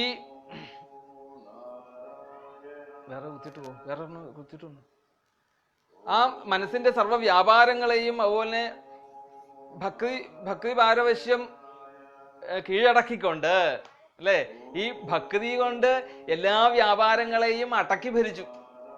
ഈ ഈശ്വരനായിട്ട് തന്നെ കണ്ടു കഴിഞ്ഞപ്പോഴത്തേക്കും അങ്ങനെ ഇരിക്കുന്ന സമയത്താണ് എന്തായി? രൂപം ഭഗവതോ യത്തൻ മനഃകാന്തം ശുചാപ അപശ്യൻ സഹതോത്തസ്ഥേ വൈക്ലവ്യ ദുർമനായവ. പെട്ടെന്ന് എന്ത് ചെയ്തു? ആ ഭഗവാന്റെ പാതാരവിന്ദങ്ങളിലിരുന്ന അങ്ങനെ ഉറപ്പിച്ചുകൊണ്ടിരുന്ന എൻ്റെ മുമ്പിൽ നിന്നും ഭഗവാൻ എന്ത് ചെയ്തു? ഈ രൂപത്തെ വേഗം അങ്ങോട്ട് മറച്ചു എന്നാണ് പറയുക. അത് മറച്ചു കഴിഞ്ഞപ്പോഴത്തേക്കും ദിദൃക്ഷുസ്തദഹം ഭൂയ പ്രണിധായ മനോഹൃതി വീക്ഷമാണോപി നാപശ്യം അവിതൃപ്ത ഇവാതുരാം. പെട്ടെന്ന് ആ ആനന്ദ സംഭൂതയിൽ ആ ആനന്ദ സാഗരത്തിൽ അല്ലെ നമ്മള് ലയിച്ചു കൊണ്ടിരുന്ന സമയത്ത് പെട്ടെന്ന് ആ ഒരു ആനന്ദത്തിനൊരു വിഘാതം വന്നു കഴിഞ്ഞപ്പോഴത്തേക്കും വീണ്ടും എനിക്കെന്തായി? എനിക്ക് ആ രൂപത്തെ ഒന്ന് കാണണം. ഞാൻ എന്നെ തന്നെ ഈശ്വരനായിട്ട് കണ്ട ആ ഒരു അനുഭൂതി എനിക്ക് ഇനി ഉണ്ടാവണം എന്നുള്ള ഒരു ത്വര, ആ ഒരു മോഹം, ആ ഒരു ജിജ്ഞാസ, ആ ദിവ്യ കോമള രൂപം വീണ്ടും വീണ്ടും എനിക്ക് കാണണം എന്ന് സാക്ഷാത്കരിക്കണം എന്നുള്ളൊരു ആഗ്രഹത്തിൽ ഞാൻ വീണ്ടും വീണ്ടും അവിടെ നിന്ന് ധ്യാനിച്ചു. പക്ഷെ ധ്യാനിച്ചതിലൊന്നും എനിക്ക് എന്ത് ചെയ്യാൻ പറ്റിയില്ല, കാണാൻ സാധിച്ച. ഏവം യജന്തം വിജനേമാഹാഗോചരോ ഗിരാം ഗംഭീരശ്രക്ഷണയാ വാച ശുചപ്രശമയന്നിവ. ആ വിജനമായിട്ടുള്ള സ്ഥലത്ത് എനിക്ക് വേറെ മറ്റു പ്രതിബന്ധങ്ങളോ തടസ്സങ്ങളോ ഒന്നും ഇല്ല. എന്നിട്ട് പോലും എന്താണ് എനിക്ക് ആ ഭഗവാനെ ഒന്ന് കാണാൻ സാധിക്കാത്തൊരവസ്ഥ, ആ ഒരു അവസ്ഥ പറഞ്ഞറിയിക്കാൻ പറ്റില്ല. കാരണം എന്താണ്? ആനന്ദ സംപ്ലവേ ലീനോ. ഞാൻ ആ ആനന്ദ സമുദ്രത്തിൽ ഞാൻ ലയിച്ചു ചേർന്നാണ് ഭഗവാനോട്. എന്നിട്ട് പെട്ടെന്ന് എനിക്ക് അതിൽ നിന്നൊരു മാറ്റം വരിക എന്ന് പറഞ്ഞാല് കട്ടിച്ചു പിടിച്ച് നമ്മള് വേറെ ഒരു തടസ്സങ്ങളും ഇല്ലാഞ്ഞിട്ടും അങ്ങനെ ഇരുന്നപ്പോഴാണ് ഗംഭീര ശ്രക്ഷണയാ വാച ശുചപ്രശമയന്നിവ മാമാഹ ഗോചരോഗിര. അവിടുന്ന് ഒരു അശരീരി വാക്ക് അവിടെ നിന്നുണ്ടായി എന്നാണ് പറയാ. അങ്ങനെ ഞാൻ ദുഃഖിച്ചു കൊണ്ടിരിക്കുന്ന സമയത്താണ് ആ ദുഃഖത്തെ ശമിപ്പിക്കുന്നതായിട്ടുള്ള രീതിയിൽ ആ യഥാർത്ഥ ഈശ്വരന്റെ വാണി, ആകാശവാണി എന്നൊക്കെ പറയല്ലോ നമ്മള്. എന്താണ് ഈ ആകാശവാണി എന്ന് പറഞ്ഞാല്? ശരീരമില്ലാതെ കേൾക്കുന്ന ഏത് വാക്കുകളും അല്ലെ. നമുക്ക് തന്നെ ഉണ്ട് ഇവിടെ ദൂരദർശനൊക്കെ വരുന്നതിന് മുമ്പ് ആകാശവാണിയായിരുന്നു നമുക്ക് അല്ലെ, റേഡിയോ.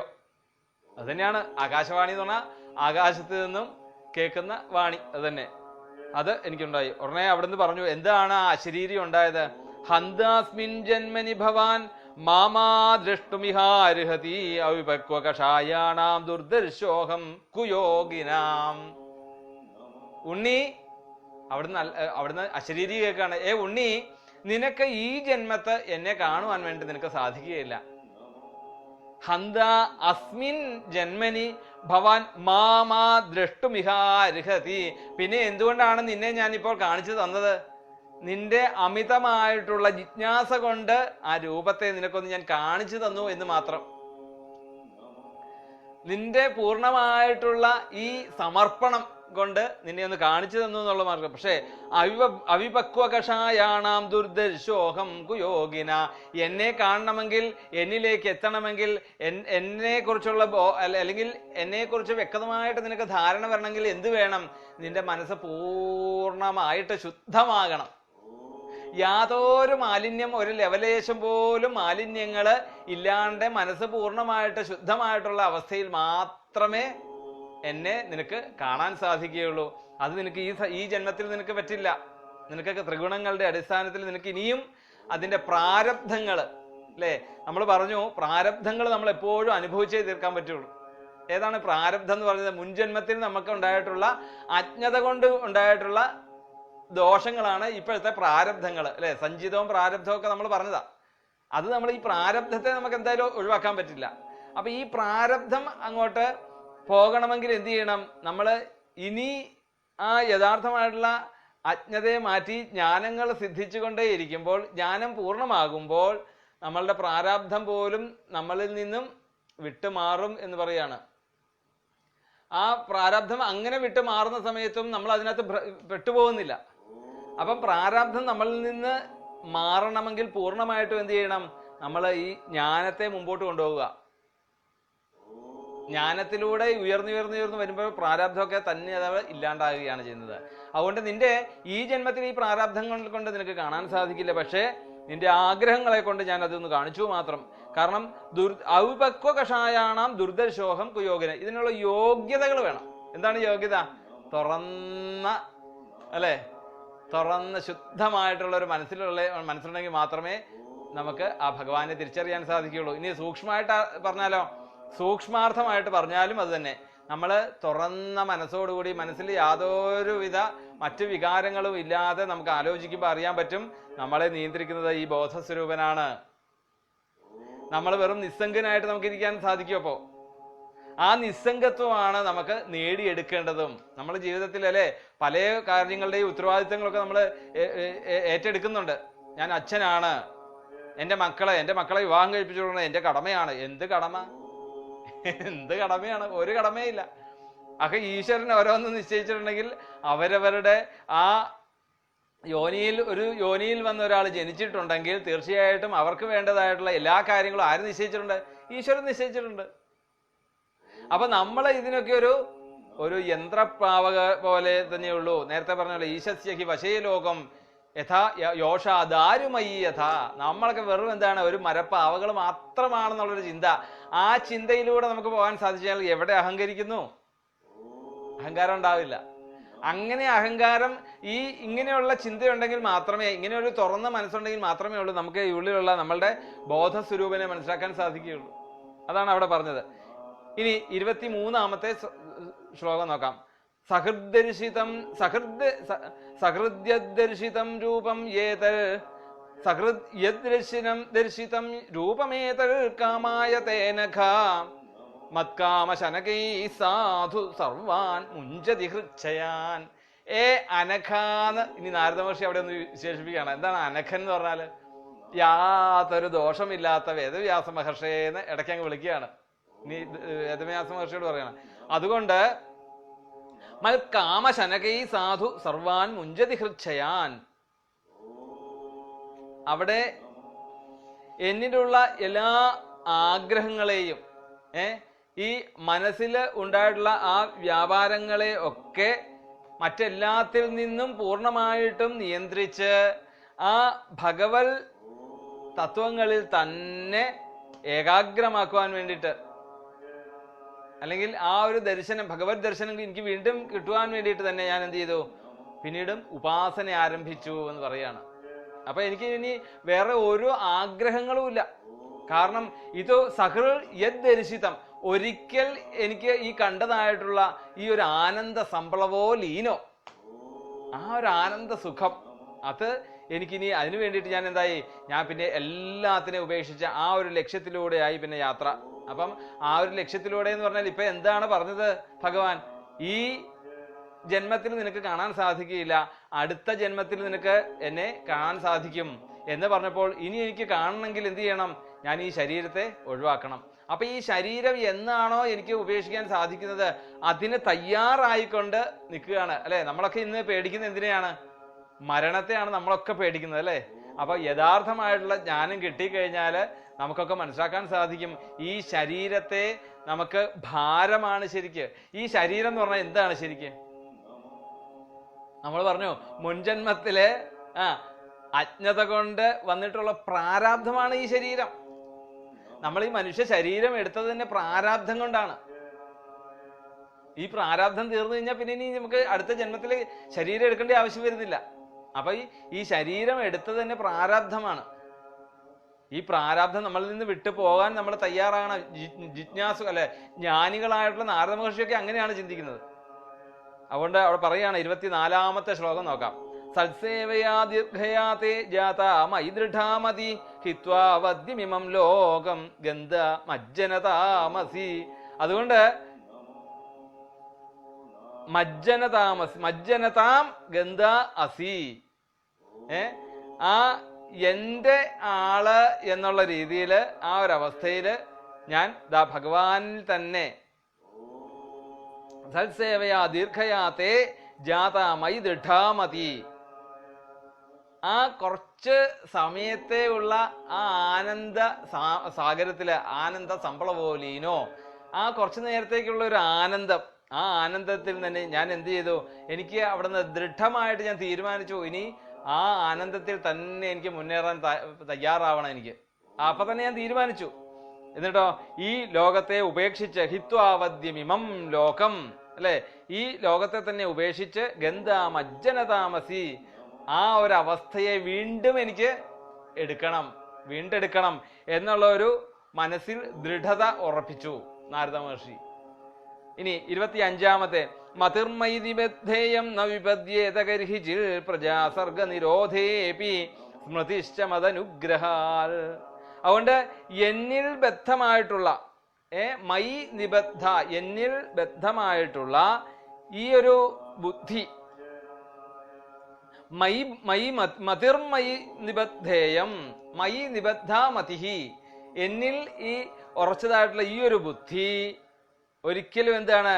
ന വിപദ്യേത കരിഹിജിൽ ഒരിക്കലും അത് ന വിപദ്യേത, അത് നശിക്കുന്നില്ല. ഈ ബുദ്ധി ഒരിക്കലും എന്നിൽ നിന്ന് നശിക്കുന്നില്ല എന്ന്. എന്തിനു വേണ്ട? ഈ ആനന്ദ സംഭവം ആനന്ദസാഗരത്തിലേക്ക് എനിക്ക് വീണ്ടും ആ രൂപത്തെ കാണുവാൻ വേണ്ടിയിട്ട്. പ്രജാസർഗ നിരോധേവി സ്മൃതിശ്ചമത അനുഗ്രഹാൽ. അതുകൊണ്ട് ഇനി അടുത്ത സൃഷ്ടിക്ക് വേണ്ടിയിട്ട് അല്ലെങ്കിൽ ഈ ശരീരത്തെ ഞാൻ കളഞ്ഞ് അടുത്ത ശരീരത്തെ സ്വീകരിക്കാൻ തയ്യാറായിക്കൊണ്ടിരിക്കുകയാണ്. അങ്ങനെ ഇരിക്കുന്ന സമയത്ത് പറയാണ് ഏതാവതുക്തോപരരാമതന്മഹൽ ഭൂതം നഭോലിംഗമലിംഗമീശ്വരം അഹം ച തസ്മൈ മഹതാം മഹീയസേ ശീഷ്ണാവനാമം വിധതേനുകം വിദ. അവിടെ അലിംഗം ഈശ്വരം എന്ന് പറഞ്ഞു അല്ലെ. എന്താണ് പറഞ്ഞത് നേരത്തെ? അശരീരി അല്ലെ. ആ ആകാശ സ്വരൂപമുള്ളതും കാണാൻ കഴിയാത്തതുമായിട്ടുള്ള ഈശ്വര സ്വഭാവമുള്ളതുമായിട്ടുള്ള ഏതാവതുക്തു ഓപരരാമ തന്മഹൽ ഭൂതം നഭോലിംഗം അലിംഗം ഈശ്വരം, അങ്ങനെയുള്ള ആ ഈശ്വര രൂപത്തെ അല്ലെങ്കിൽ ആ ഒരു ആനന്ദ സംഭ്രമം അത് അഹം ച തസ്മൈ മഹതാം മഹീയസേ ശീഷ്ണാവനാമം വിദധേനുകമ്പിത. അങ്ങനെ ആ അരൂപിയായിട്ടുള്ള അഗുണനായിട്ടുള്ള ആ ഒരു അവസ്ഥയാണ് നാരദ മഹർഷി ആഗ്രഹിക്കുന്നത്. ആ അവസ്ഥയിലേക്ക് തനിക്ക് പോകണം എന്നുള്ളതിനെ കുറിച്ച് തീരുമാനിച്ചു. അതിനു വേണ്ടിയിട്ട് എന്തായി? ഞാനും അതുപോലെ തന്നെ അങ്ങനെയുള്ള ഒരു തീരുമാനത്തിന് വേണ്ടിയിട്ട് ഭഗവാനെ വീണ്ടും ധ്യാനിക്കുവാൻ വേണ്ടി തീരുമാനിച്ചു. അങ്ങനെ അത് മനസ്സിലാക്കിക്കൊണ്ടതാ ആ ഭഗവാനെ ശിരസാ ശീർഷ്ണാവനാമം വിധതേനുകമ്പിത, ഞാൻ നമസ്കരിച്ചു എന്ന് പറയാണ്. ഈ പാഞ്ചഭൗതികമായിട്ടുള്ള ഈ ശരീരം ഒഴിവാക്കുവാൻ വേണ്ടിതാ ആ ഭഗവാന്റെ പാദങ്ങളിൽ വീണ് നമസ്കരിച്ചു ഞാൻ എന്ന് പറയാണ്. എന്നിട്ട് പറയാണ് നാമാന്യനന്ദസ്യ ഹതത്ര പഠൻ ഗുഹ്യാനി ഭദ്രാണി കൃതാനി ച സ്മരൻ ഗാംഭര്യടൻ തുഷ്ടമനാഗത സ്പൃഹക്കാലം പ്രതീക്ഷൻ വിമതോ വിമത്സരാം. എന്നിട്ട് പറയുകയാണ് ആ നാമാന്യനന്തസ്യ യശോ, ഈ ഭഗവാന്റെ ആ നാമങ്ങൾ അല്ലെ, അവർ പറഞ്ഞു കൊടുത്തിട്ടുള്ള ആ നാമം അത് മാത്രമേ നാരദ മഹർഷിക്ക് മനസ്സിലായിട്ടുള്ളൂ. ആ ഒരൊറ്റ നാമത്തിലെ ആ ഒരൊറ്റ മന്ത്രത്തിന്റെ അടിസ്ഥാനത്തിലാണ് വേദവ്യാസ മഹർഷിക്ക് ഇത്രയും വലിയൊരു പദവിയിലേക്ക് എത്താൻ സാധിച്ചത്. അപ്പം എന്താണ് അതിൻ്റെ ശരിക്കും യഥാർത്ഥ വസ്തുത എന്താണ്? ആ ഗുരുനാഥന്മാരുടെയും ആ മന്ത്രത്തിലും ഉള്ള വിശ്വാസ്യതയാണ് ഇത്രയും ഉയർത്തിക്കൊണ്ടുവന്നത്. ഒന്ന് ആലോചിച്ച് നോക്കൂ, ഇത്രയും ബൃഹത്തായിട്ടുള്ള ഒരു ഭാഗവതമോ അല്ലെങ്കിൽ വേദമോ ഒന്നും മനസ്സിലാക്കിയിട്ടില്ല നാരദ മഹർഷി. ആ ഒരേ ഒരു മന്ത്രം പൂർണ്ണമായിട്ടുള്ള വിശ്വാസത്തോടുകൂടി ഉണ്ണി ഇത് ജപിച്ചോളൂ, ഉണ്ണിക്ക് ആ കണ്ണനെ കാണാൻ സാധിക്കും എന്ന് പറഞ്ഞിട്ടുണ്ടെങ്കിൽ എന്ത് മന്ത്രമായിക്കോട്ടെ അതിനെ പൂർണ്ണമായിട്ട് വിശ്വസിച്ചു അല്ലെ. നമ്മൾ പറയാറുള്ള നീതി അല്ലെങ്കിൽ സദാചാരമാണ് അവിടെ കാണിച്ചു തരുന്നത്. ഈ ശിഷ്ടാചാരമാണ് ജനങ്ങളിലേക്ക് എത്തിക്കേണ്ടതും വേദവ്യാസ മഹർഷി. ഇതൊക്കെ വേദവ്യാസ മഹർഷിക്ക് എന്തിനാണ് പറഞ്ഞു കൊടുക്കുന്നത്? ആ ജനങ്ങളിലേക്ക് അത് എത്തിക്കാൻ വേണ്ടിയിട്ടാണ്. അപ്പൊ വേദവ്യാസ മഹർഷി പറഞ്ഞാൽ അത് ചെയ്യും എന്നുള്ള ഒരു അവസ്ഥയിലാണെങ്കിൽ അങ്ങ് പറഞ്ഞു കൊടുക്കേണ്ടത് ഈ സത്യാവസ്ഥയാണ് പറഞ്ഞു കൊടുക്കേണ്ടത് അല്ലെ. എത്ര യഥശ്ചിത്രപദം ഹരേർയശോ ജഗൽപവിത്രം പ്രഗണീതകരിഹിച്ചിൽ, അങ്ങ് ഏത് രീതിയിലുള്ള എന്താണ് മനോഹരമായിട്ടുള്ള വാക്കുകൾ ഉപയോഗിച്ചോളൂ.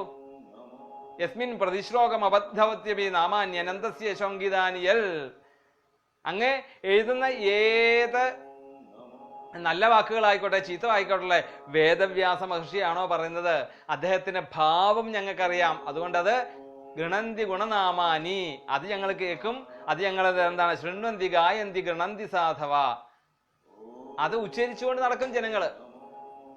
ഇതെല്ലാം മനസ്സിലാക്കി കൊടുക്കാനുണ്ട്. അപ്പം അതുകൊണ്ട് ആ അന്തമില്ലാത്തതായിട്ടുള്ള അല്ലെ, അതാണ് നാമാന്യ അനന്തസ്യ, അനന്തനായിട്ടുള്ള ഭഗവാന്റെ നാമങ്ങളെ ഹതത്രപഠൻ, എന്താണ് ത്രപ എന്ന് പറഞ്ഞു കഴിഞ്ഞാൽ, ത്രപ എന്ന് പറഞ്ഞാൽ ലജ്ജ, ഒരു ലവലേശം പോലും ലജ്ജയില്ലാതെ ഭഗവാന്റെ നാമങ്ങളെ ഗുഹ്യാനി ഭദ്രാണി കൃതാനി ചസ്മരൻ, ഇങ്ങനെ ഗുഹ്യമായിട്ടുള്ള രഹസ്യ സ്വരൂപമായിട്ടുള്ള ആ ഭഗവാനിൽ ഉള്ള ആ ഭഗവാന്റെ നാമങ്ങളുടെ ഒരു രഹസ്യ സ്വഭാവം ഇപ്പൊ നമുക്ക് മനസ്സിലായി അല്ലേ. ഒരേ ഒരു മന്ത്രത്തെ വിശ്വാസപൂർവം നാരദ മഹർഷി ജപിച്ചതിന്റെ അടിസ്ഥാനത്തിൽ ആനന്ദ സംപ്ലവോലീനോ നാപശ്യം ഉഭയം മുനേ, ശരീരത്തില് ആനന്ദത്തിലെത്തിയപ്പം ഇനി രണ്ട് വേദവ്യാസ മഹർഷി ഈശ്വരൻ ഒന്ന് ഞാനൊന്ന് എന്ന് പറയാനില്ല. നാപശ്യം ഉഭയം മുനി, ഞാൻ രണ്ടായിട്ട് അവിടെ കാണാൻ എനിക്ക് സാധിക്കുന്നില്ല എന്നാണ് പറയുന്നത്. ചേർന്നു, ഈശ്വരനോട് ചേർന്ന് കഴിഞ്ഞാൽ പിന്നെ എന്തായി? ലയിച്ചു എന്നാണ്, ലീനോ എന്നാണ് പറയുന്നത്. അപ്പൊ ആനന്ദ സാഗരത്തിലേക്ക് എങ്ങനെ ലയിച്ചു പോയി. എങ്ങനെയാണ്? അതായത് ഒരിക്കൽ പറയാറുണ്ട്, ഈ ഉപ്പുവാവ സമുദ്രം അളക്കുവാൻ വേണ്ടി പോയ കഥ പോലെയാണ് എന്ന് പറയും. മുക്താവസ്ഥ എന്ന് പറഞ്ഞാല് എങ്ങനെയാണ്? ഉപ്പുവാവയെ നമ്മള് ഉപ്പ് കൊണ്ടൊരു പാവയെ ഉണ്ടാക്കി നമ്മള് ആ എന്താ സമുദ്രത്തിലേക്ക്, സമുദ്രത്തിന്റെ ആഴം അളക്കുവാൻ വേണ്ടി വിട്ടാൽ എങ്ങനെയായിരിക്കും ഇരിക്കുന്നത്? അതിന് പിന്നെ ബാക്കിയൊന്നുമില്ല. എന്താണ്? അതതിനോട് ലയിച്ചു പോകുന്നു. അല്ലെങ്കിൽ എന്താണ് തിര, ആഴവും തീരയും എന്ന് പറഞ്ഞ തീരവും എന്ന് പറഞ്ഞ ഒരു കവിതയുണ്ട് പ്രസിദ്ധമായിട്ടുള്ള ശ്രീനാരായണ ഗുരുസ്വാമികളുടെ. അതിൽ പറയുന്നുണ്ട്, തിര പറഞ്ഞിട്ടുണ്ട്, ഞാൻ പോയി ഞങ്ങളുടെ ഈ ഉത്ഭവസ്ഥാനം എവിടെയാണെന്ന് അന്വേഷിച്ച് വരാമെന്ന് പറയുന്നുണ്ട്. ഈ തിര അവിടെ ചെന്ന് നോക്കുമ്പോഴാണ് ഈ എന്താണ് കടല് തന്നെയാണ് ആ തിര എന്നുള്ളത് മനസ്സിലാകുന്നത്. കാരണം എല്ലാം ഏകം സദ്വിപ്ര ബഹുധ വദന്തി, അവിടെ ചെന്ന് കഴിഞ്ഞാൽ പിന്നെ അവിടെ വേർതിരിയുന്നില്ല എന്നർത്ഥം. ആ മുക്താവസ്ഥ അതാണ്. അവിടെ 28ാമത്തെ ശ്ലോകം നോക്കാം. ഏവം കൃഷ്ണമതേർ ബ്രഹ്മൻ അസക്തസ്യാമലാത്മന കാലഃ പ്രാദുരഭൂൽകാലേ തടിൽ സൗദാമിനീയഥാ. അപ്പൊ ഇവിടെ പറയുന്നുണ്ട്, ഗാംഭര്യടൻ തുഷ്ടമനാഗതസ്പൃഹ കാലം പ്രതീക്ഷൻ വിമതോ വിമത്സര. ഇനി ആ കാലത്തെ ഞാൻ പ്രതീക്ഷിച്ചു കൊണ്ടിരിക്കുകയാണ്. നമ്മള് വിചാരിക്കുന്നതിന്റെ നേരെ വിപരീതമാണ് ജ്ഞാനിയായിട്ടുള്ള നാരദ മഹർഷി അവിടെ ചിന്തിക്കുന്നത്. എന്താണ് ചിന്തിക്കുന്നത്? ആ കാലനൊന്ന് വന്നോട്ടെ, എൻ്റെ ഈ പ്രാരബ്ധമായിട്ടുള്ള ശരീരം ഒന്ന് പൊക്കോട്ടെ എന്ന് കാലനെ പ്രതീക്ഷിച്ചു കൊണ്ടിരിക്കുന്നു. വിമതോ വിമത്സര, യാതൊരു മത്സര്യബുദ്ധിയും ഇല്ലാതെ എന്നാണ് അവർ പറയുന്നത്. യാതൊരു മത്സര്യബുദ്ധിയും ഇല്ലാതെ ആ കാലത്തെ പ്രതീക്ഷിച്ചുകൊണ്ട് ഭൂമിയിൽ ഞാൻ സഞ്ചരിച്ചു കൊണ്ടിരിക്കുന്നു. വേദവ്യാസ മഹർഷേ, ഏവം കൃഷ്ണമതേർ ബ്രഹ്മൻ അസക്ത ശ്യാമലാത്മന കാല പ്രാദുരഭൂൽകാലേ തടിൽ സൗദാമിനീയഥാ. എന്നിട്ട് പറയണ, ഏ ബ്രഹ്മൻ, അല്ലയോ ബ്രഹ്മൻ, വേദവ്യാസ മഹർഷി ഇങ്ങനെ ആ ഭഗവാനില് മനസ്സോട് കൂടിയവനും പിന്നെന്താണ് ആസക്തി ഇല്ലാത്തവനുമായിട്ടുള്ള, അതായത് കൃഷ്ണ മതേർ ബ്രഹ്മൻ അസക്തസ്യ അമലാത്മന, ആ അമലമായിട്ടുള്ള ഈശ്വരനോട് ചേർന്ന് നിൽക്കുന്ന ഞാനും എനിക്ക് മറ്റ് വിഷയങ്ങളോട് യാതൊരു അസക്തസ്യ, അതാണ് അവിടെ യാതൊരു ആസക്തിയും ഇല്ലാത്തവനായിട്ടുള്ള ഞാൻ, എന്നിട്ടോ അമലാത്മന യാതൊരു മാലിന്യവും ഇല്ലാത്ത ആ മനസ്സുള്ളവനുമായിട്ടുള്ള അവസരത്തിൽ കാലപ്രാദുരഭൂൽ കാലേ തടിർ സൗദാമിനി യഥാ, അങ്ങനെ അതിനുള്ള ഒരു കാലത്തെ ഞാൻ നോക്കിയിരുന്നു. അങ്ങനെ ആ കാലം എനിക്ക് വന്നു. ആ കാലം വന്നതിനനുസരിച്ച് അവിടെ തടിർ സൗദാമിനി യഥാ എന്ന് പറഞ്ഞാൽ മേഘസംബന്ധിയായിട്ടുള്ള ഒരു മിന്നൽ പിണർ പോലെ അല്ലെ, നമ്മളൊന്നും വിചാരിക്കാതിരിക്കുന്ന സമയത്തായിരിക്കും മിന്നലൊക്കെ വരുന്നത്. ഒരു എന്താണ് ഫ്രാക്ഷൻ ഓഫ് സെക്കൻഡിലാണ് വരുന്ന ആ ഒരു പ്രകാശം എന്ന് പറഞ്ഞതുപോലെ ദാ അവിടെ കാലപ്രാദുരഭൂൽ കാലേ തടിൽ സൗദാമിനീയഥ, ഒരു മേഘങ്ങളിൽ നിന്ന് വരുന്ന മിന്നൽ പിണര് പോലെ ദാ ആ കാലം വന്നെന്നെ വിളിച്ചുകൊണ്ട് പോയി എന്ന് അവിടെ ആ മരണത്തെക്കുറിച്ച് അവിടെ പറയുകയാണ് നാരദ മഹർഷി. എന്നിട്ടോ ഇനി 29ാമത്തെ ശ്ലോകം നോക്കാം. പ്രയുജ്യമാനേ മൈതാം ശുദ്ധാം ഭാഗവതീം തനും ആരബ്ധ കർമ്മ നിർവാണോ നബതൽ പാഞ്ചഭൗതിക. ഇങ്ങനെ പാഞ്ചഭൗതികമായിട്ടുള്ള അല്ലെ പഞ്ചഭൂതങ്ങളെ കൊണ്ട് നിർമ്മിച്ചതായിട്ടുള്ള ഈ ശരീരം, അങ്ങനെയുള്ള ഈ ശരീരം പൂർവ്വജന്മത്തിൽ അനേകം ദുഷ്കൃതങ്ങളൊക്കെ ചെയ്തത് കൊണ്ടാണ് നമ്മൾ പറഞ്ഞു പ്രാരബ്ധമായിട്ടാണ് ഈ ശരീരം തന്നെ കിട്ടുന്നത്. ആ മുൻജന്മ ദുഷ്കൃതത്തിന്റെ ഫലമായിട്ടാണ്. അപ്പം അതില് ഒരംശമായിട്ടുള്ള ഈ പ്രാരബ്ധമായിട്ട് നമ്മൾ ഇന്ന് അനുഭവിക്കുന്ന ഈ ശരീരം കൊണ്ട് അല്ലെ, ആ പ്രാരബ്ധത്തിന്റെ ഒരു അംശമാണ് ഈ ശരീരത്തെ കൊണ്ട് നടക്കുക എന്നുള്ളത്. അതും കൂടി ആ അനുഭവിച്ച ശേഷം ആ ഭഗവത് പ്രാപ്തിയിലേക്ക് ഞാൻ എത്താൻ തയ്യാറായി. ആരബ്ധ കർമ്മ നിർവാണോ നബതൽ പഞ്ചഭൂതിക. അങ്ങനെ ഈ പഞ്ചഭൂതാത്മകമായിട്ടുള്ള ഈ ശരീരത്തെ എനിക്ക് അവിടുന്ന് ഉപേക്ഷിക്കേണ്ടി വന്നു എന്ന് അവിടെ പറയുന്നു. ഇനി പറയുകയാണ്, ഇതേ അവസ്ഥ തന്നെയാണ് ഇനിയിപ്പോൾ നമുക്ക് മുമ്പോട്ട് പോകുമ്പോൾ അറിയാം. ഭരതന്റെ ഒക്കെ കഥകളുണ്ട്. അപ്പൊ നമ്മൾ ഈ ശരീരത്തെ ഉപേക്ഷിക്കുന്ന സമയത്ത് എന്താണോ നമ്മളുടെ ഉള്ളിലുള്ള സങ്കല്പങ്ങൾ അല്ലെ, ഇവിടുത്തെ സങ്കല്പം എന്താണ്? ആനന്ദ സംഭളവോ ലീനോ, അതാണ് യഥാർത്ഥമായിട്ടുള്ള സങ്കല്പമാണ് നാരദ മഹർഷിയിലുള്ളത്. അതുകൊണ്ട് ഇനി ഒരു ലേശം പോലും ഒരു പാപത്തിന്റെ ഒരു അജ്ഞതയുടെ ഒരു പൊടി പോലും ആരിലില്ല? നാരദ മഹർഷിയിലില്ല. അതുകൊണ്ട് യഥാർത്ഥ സ്ഥാനത്തേക്ക് തന്നെ എത്തുകയാണെന്ന് പറയുകയാണ് അവിടെ. അപ്പൊ അത് കഴിഞ്ഞിട്ട് കൽപ്പാന്ത ഇതമാതായ ശയാനേംബസ്യുതന്വത ശിശൈഷോരനുപ്രാണം വിവിശേന്തരഹം വിഭോഹോ. അങ്ങനെ ആ കൽപ്പത്തിന്റെ ഒടുവിൽ ഞാൻ കൽപ്പാന്ത ഇതമാതായ ശയാനേംബസ്യുതന്വത ഈ ശരീരത്തെ സ്വീകരിച്ച് അങ്ങനെ സമുദ്രത്തിന്റെ അല്ലെങ്കിൽ ആ പ്രളയജലത്തില് അല്ലെ, ഈ സൃഷ്ടിയുടെ കൽപ്പത്തിന് ശേഷം സൃഷ്ടിയാണ്.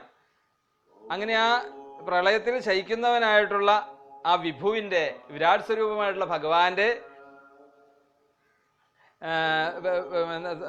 ഭഗവാന്റെ നാഭീകമലത്തിലുള്ള ബ്രഹ്മാവിൻകൽ പ്രാണത്തോടെ ആ ബ്രഹ്മാവിന്റെ ഉള്ളിലേക്ക് ഞാൻ പ്രവേശിച്ചു എന്ന് പറയാണ്. കാരണം എന്തുകൊണ്ടാണ്? ശുദ്ധ മനസ്സോട് കൂടിയിട്ടുള്ള യാതൊരു മാലിന്യങ്ങളും ഇല്ലാത്ത ഈ ശുദ്ധനായിട്ടുള്ള എന്നെ പിന്നീട് അടുത്ത സൃഷ്ടിക്ക് മുൻപായിട്ട് തന്നെ ആ ബ്രഹ്മാവിന്റെ ഉള്ളിലേക്ക് ഞാൻ പ്രവേശിച്ചു എന്ന് പറയാണ്. ശരീരത്തെ ഉപേക്ഷിച്ച് കഴിഞ്ഞപ്പോഴത്തേക്കും അങ്ങനെ സഹസ്രയുഗപര്യന്ത ഉദ്ധായേതം സിതൃക്ഷത അമരീചിമിശ്രാർഷയ പ്രാണേഭ്യോഹം ജജ്ഞിരേ. അങ്ങനെയാണ് ഇന്ന് എനിക്ക് കിട്ടിയതായിട്ടുള്ള ഈ ശരീരം. ഇതേതാണ്? ഇത് നാരദൻ എന്നുള്ള രീതിയിൽ ആ ബ്രഹ്മാവിന്റെ പുത്രനായിട്ട് സഹസ്രയുഗപര്യന്ത ഉദ്ധായേതം ശുശ്രൂഷത. പിന്നീട് അടുത്ത സൃഷ്ടി ആരംഭിച്ച സമയത്ത് അവിടെ മരീചി മിശ്രാ ഋഷയ, മരീചി തുടങ്ങിയതായിട്ടുള്ള പ്രജാധിപതികളുടെയൊക്കെ സൃഷ്ടികളില് 10ാമതായിട്ട് ദശമസ്തത്ര നാരദ,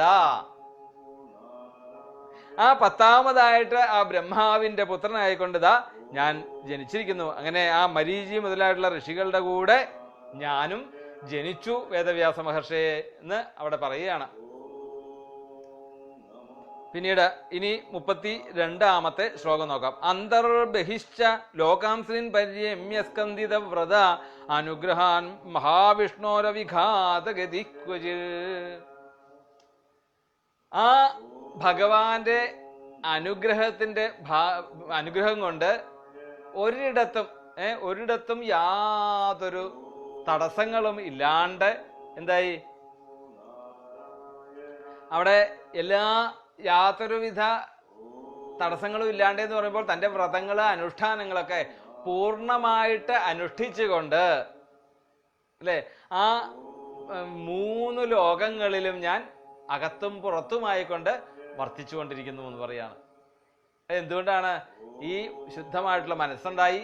ഈ മനസ്സുണ്ടായി തൻ്റെ അവസാന കാലമായപ്പോഴത്തേക്കും തൻ്റെ ജ്ഞാനം പൂർണ്ണമായി, എല്ലാ അജ്ഞതകളെയും ഇല്ലാണ്ടായി. ഈ അജ്ഞതകളൊക്കെ ഇല്ലാണ്ടായി കഴിഞ്ഞപ്പോൾ എന്താണോ തൻ്റെ ഈ ശരീരത്തെ ഉപേക്ഷിക്കുന്ന സമയത്ത് താൻ ചിന്തിക്കുന്നത്, അതേ അവസ്ഥയായിരിക്കും പിന്നെ തന്നിയുടെ അടുത്ത ജന്മത്തിൽ തനിക്ക് ഉണ്ടാവുക. അപ്പൊ എന്തായി, ആ ശരീരത്തെ ഉപേക്ഷിക്കുന്ന സമയത്ത് എൻ്റെ അവസ്ഥ എന്ന് പറഞ്ഞാൽ നിസ്സംഗമാണ് എൻ്റെ അവസ്ഥ. ഈശ്വര തുല്യമായിട്ടുള്ള നിസ്സംഗാവസ്ഥയാണ്.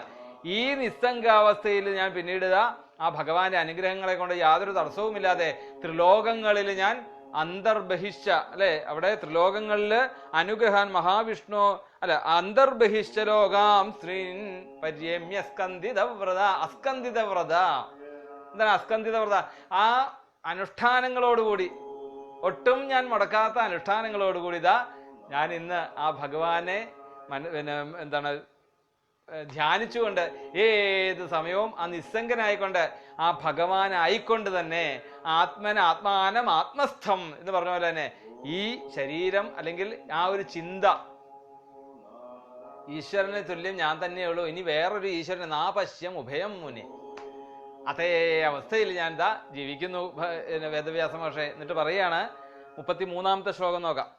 ദേവദത്തം ഇമാം വീണാം സ്വരബ്രഹ്മ വിഭൂഷിതാം മൂർജയിത്വാ ഹരികഥാം ഗായമാനശ്ചരാമ്യഹം. വേദവ്യാസ മഹർഷി, എനിക്ക് ആ ഭഗവാനിൽ നിന്ന് കിട്ടിയൊരു വീണയുണ്ട്, മഹതി എന്ന് പേരായിട്ടുള്ള വീണ. ആ വീണയുണ്ട് അതിൻ്റെ സ്വരബ്രഹ്മ വിഭൂഷിതം, അതിലൂടെ ഞാൻ ആ സ്വരങ്ങൾ മീട്ടിക്കൊണ്ട് മൂർച്ഛയിത്വാ ഹരികഥാം ഗായമാനശ്ചരാമ്യഹം, ഞാനിങ്ങനെ ആ ഭഗവാന്റെ കീർത്തനങ്ങൾ ആലാപിച്ചുകൊണ്ട് ആനന്ദ സംപ്ലവോലീനോ നാപശ്യമുഭയം മുനേ. അവിടെ രണ്ടെന്നുള്ള ഇല്ലാത്ത ഒരവസ്ഥയില് ഞാൻ തന്നെ ആ ഈശ്വരമയമായിക്കൊണ്ട് ഭഗവാന്റെ ലീലകൾ പാടിക്കൊണ്ട് ഞാൻ അങ്ങനെ ആനന്ദിച്ച് നടന്നു. പ്രഗായതസ്വീര്യാണി തീർത്ഥപാദ പ്രിയ ശ്രവാഹ ആഹൂത ഇവമേ ശീഘ്രം ദർശനം യാതി ചേതസി. അങ്ങനെ ഞാൻ ഏത് സമയവും എന്നിൽ തന്നെ ഞാൻ അല്ലെ ആത്മാനം ആത്മസ്ഥം, എന്നിൽ തന്നെ ഞാൻ എന്നെ തന്നെ ഈശ്വരനായിട്ട് കണ്ടുകൊണ്ട് ഞാൻ ജീവിക്കുന്ന ഒരു അവസ്ഥ. ഈ ഒരു അവസ്ഥ വന്നു കഴിഞ്ഞപ്പോൾ എന്താണ്? പ്രഗായതസ്വീര്യാണ് തീർത്ഥപാദ പ്രിയ ശ്രവാഹ, ഞാൻ പിന്നീട് എൻ്റെ ഉള്ളിലുണ്ടാകുന്ന ഈ പൂർണ്ണമായിട്ടുള്ള തീർത്ഥത്തെ തീർത്ഥീ കുർവന്തി തീർത്ഥാനി സ്വാന്തസ്ഥേന ഉപാശ്രുത എന്ന് പറയുന്ന പോലെ തന്നെ എല്ലായിടങ്ങളിലും ഈ 3 ലോകങ്ങളിലും ഞാൻ ഈ തീർത്ഥങ്ങളെ എല്ലാവരിലേക്കും എത്തിക്കുവാൻ വേണ്ടി തയ്യാറായി.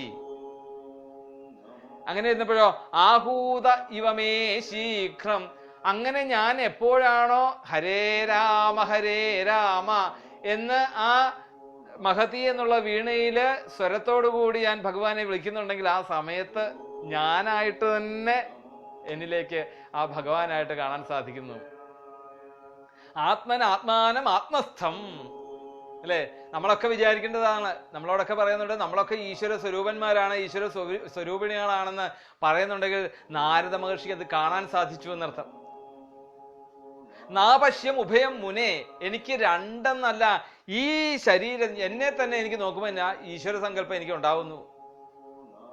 അങ്ങനെ ഏതധ്യാതുരചിത്താനാം മാത്രാസ്പർശേജ്ജയാമുഹു ഭവസിന്ധു പ്ലവോ ദൃഷ്ടോ ഹരിചര്യാനുവർണ്ണനം. അങ്ങനെ അവിടെ വിഷയാസക്തി നിമിത്തം വീണ്ടും വീണ്ടും എന്ത് ചെയ്തു? ആഹൂത അല്ലെ ആതുരചിത്താനാം, ആതുരചിത്താനം എന്ന് പറഞ്ഞാൽ എന്താണ്? ദുഃഖിക്കുന്നവർക്ക്, ഈ ദുഃഖിക്കുന്ന വിഷയാസക്തി കൊണ്ട് ദുഃഖിക്കുന്ന ഏതൊരു മനുഷ്യനും ആ ഭവസിന്ധു പ്ലവോ ദൃഷ്ടോ ഹരിചര്യാനുവർണ്ണനം. ആ ഭഗവത് കഥാവർണ്ണനം അതുകൊണ്ട് സംസാര സമുദ്രത്തില് അല്ലെ ആനന്ദ സംപ്ലവോ ലീനോ നാപശ്യം ഉഭയമുനെ. അതുകൊണ്ട് ഈ വിഷയാസക്തിയൊന്നും അവനെ ഒരിക്കലും ബാധിക്കുകയില്ല. എന്തുകൊണ്ട് ബാധിക്കുകയില്ല? ഈ രീതിയിൽ പൂർണ്ണമായിട്ടുള്ള ശുദ്ധമായിട്ടുള്ള മനസ്സോടുകൂടി ഭഗവാന്റെ നാമങ്ങളെ ജപിച്ച് താൻ തന്നെ ഈശ്വരനാണെന്നുള്ള ഒരു അവസ്ഥയിലേക്ക് എത്തിക്കഴിഞ്ഞാൽ പിന്നെ അവിടെ എന്താണ് ഗുണങ്ങൾക്ക് അടിസ്ഥാനം? അല്ലെ, ഈ ഗുണാതീതന്മാരാണ് മനുഷ്യരൊക്കെ തന്നെ. എന്നാൽ അതല്ല, ഞാൻ ഈശ്വരനാണെന്ന് അവിടെ ഉറപ്പിച്ചു കഴിഞ്ഞാലോ അഗുണനാണ്. ആ ഒരു അവസ്ഥയിലേക്ക് എത്തിക്കഴിഞ്ഞാൽ പിന്നെ എന്നെ ഇതൊന്നും ബാധിക്കുന്നില്ല എന്ന് പറയുകയാണ് അവിടെ. പിന്നീട് യമാദിഭിര്യോഗപഥൈ കാമലോഭഹതോ മുഹു മുകുന്ദ സേവയാ യദ്വത്തഥാത്മാദ്ധാ ന ശമ്യതി. അങ്ങനെ വീണ്ടും വീണ്ടും ആ എന്താണ് തമോ ഗുണത്തിന്റെയും രജോ ഗുണത്തിന്റെയും ഒക്കെ ഫലമായിട്ടുള്ള കാമം, ലോഭം തുടങ്ങിയതായിട്ടുള്ള ആ കലുഷമായിട്ടുള്ള മനസ്സ് ഈ ഒരു ഉപാസന കൊണ്ട്, ഈ കാമലോഭഹതോ മുഹു അല്ലെ, രജോ ഗുണത്തിന്റെയും തമോ ഗുണത്തിന്റെയും ഫലമാണ് ഈ കാമവും ലോഭവും. കാമം എന്ന് പറഞ്ഞാൽ ആഗ്രഹം. ഈ ആഗ്രഹങ്ങൾ ഉണ്ടാവുമ്പോഴാണ് ഇന്ദ്രിയങ്ങളാണ് ആഗ്രഹങ്ങളെ കൊണ്ടുവരുന്നത്. അങ്ങനെ ആകുമ്പോഴാണ് ഇന്ദ്രിയങ്ങളുടെ പുറകെ നമ്മൾ ഈ ആഗ്രഹങ്ങളെ സാധൂകരിക്കുവാൻ വേണ്ടിയിട്ട് നമ്മൾ ആ കർമ്മങ്ങളിൽ ഏർപ്പെടുന്നത്. അപ്പൊ എന്ത് നമ്മൾ മറന്നു പോകുന്നു? അപ്പൊ ഈശ്വരനെ മറന്നു പോവുകയാണ് അല്ലെ. അവിടെ എന്തായി? ഈ ഇന്ദ്രിയങ്ങളുടെ പുറകെ പോകുമ്പോഴത്തേക്കും അഹം നമുക്ക് അവിടെ ഉണ്ടാകുകയാണ്. അപ്പൊ അങ്ങനെയുള്ള ഈ കാമവും ലോഭവും എന്ന് പറഞ്ഞാൽ എത്രയൊക്കെ നമ്മൾ കൂട്ടിയാലും തമോ ഗുണത്തിന്റെ അടിസ്ഥാനത്തിൽ അത് വീണ്ടും വീണ്ടും വേണമെന്ന് തോന്നുക. ലോഭം, ആർത്തി എന്നൊക്കെ പറയാം. മുകുന്ദ സേവയാ യദ്വത് തഥാത്മാധ ന ശമ്യതി. അതുകൊണ്ട് ഈ ഭഗവാനെ സേവിക്കുന്നത് കൊണ്ട്, മുകുന്ദ സേവയാ ഭഗവത് ഉപാസന കൊണ്ട് എപ്രകാരമാണോ അപ്രകാരം യമാദിഭിർ യോഗപഥൈഹി, യമം നിയമം ആസനം തുടങ്ങിയതായിട്ടുള്ള ആ സാക്ഷാത്കാരത്തിന് വേണ്ടതായിട്ടുള്ള എല്ലാ പ്രക്രിയകളും യോഗമാർഗങ്ങളാല് പെട്ടെന്ന് തന്നെ ഇത് ഇല്ലാണ്ടാകുന്നില്ല എന്ന് പറയാണ്. ഏത്? ഈ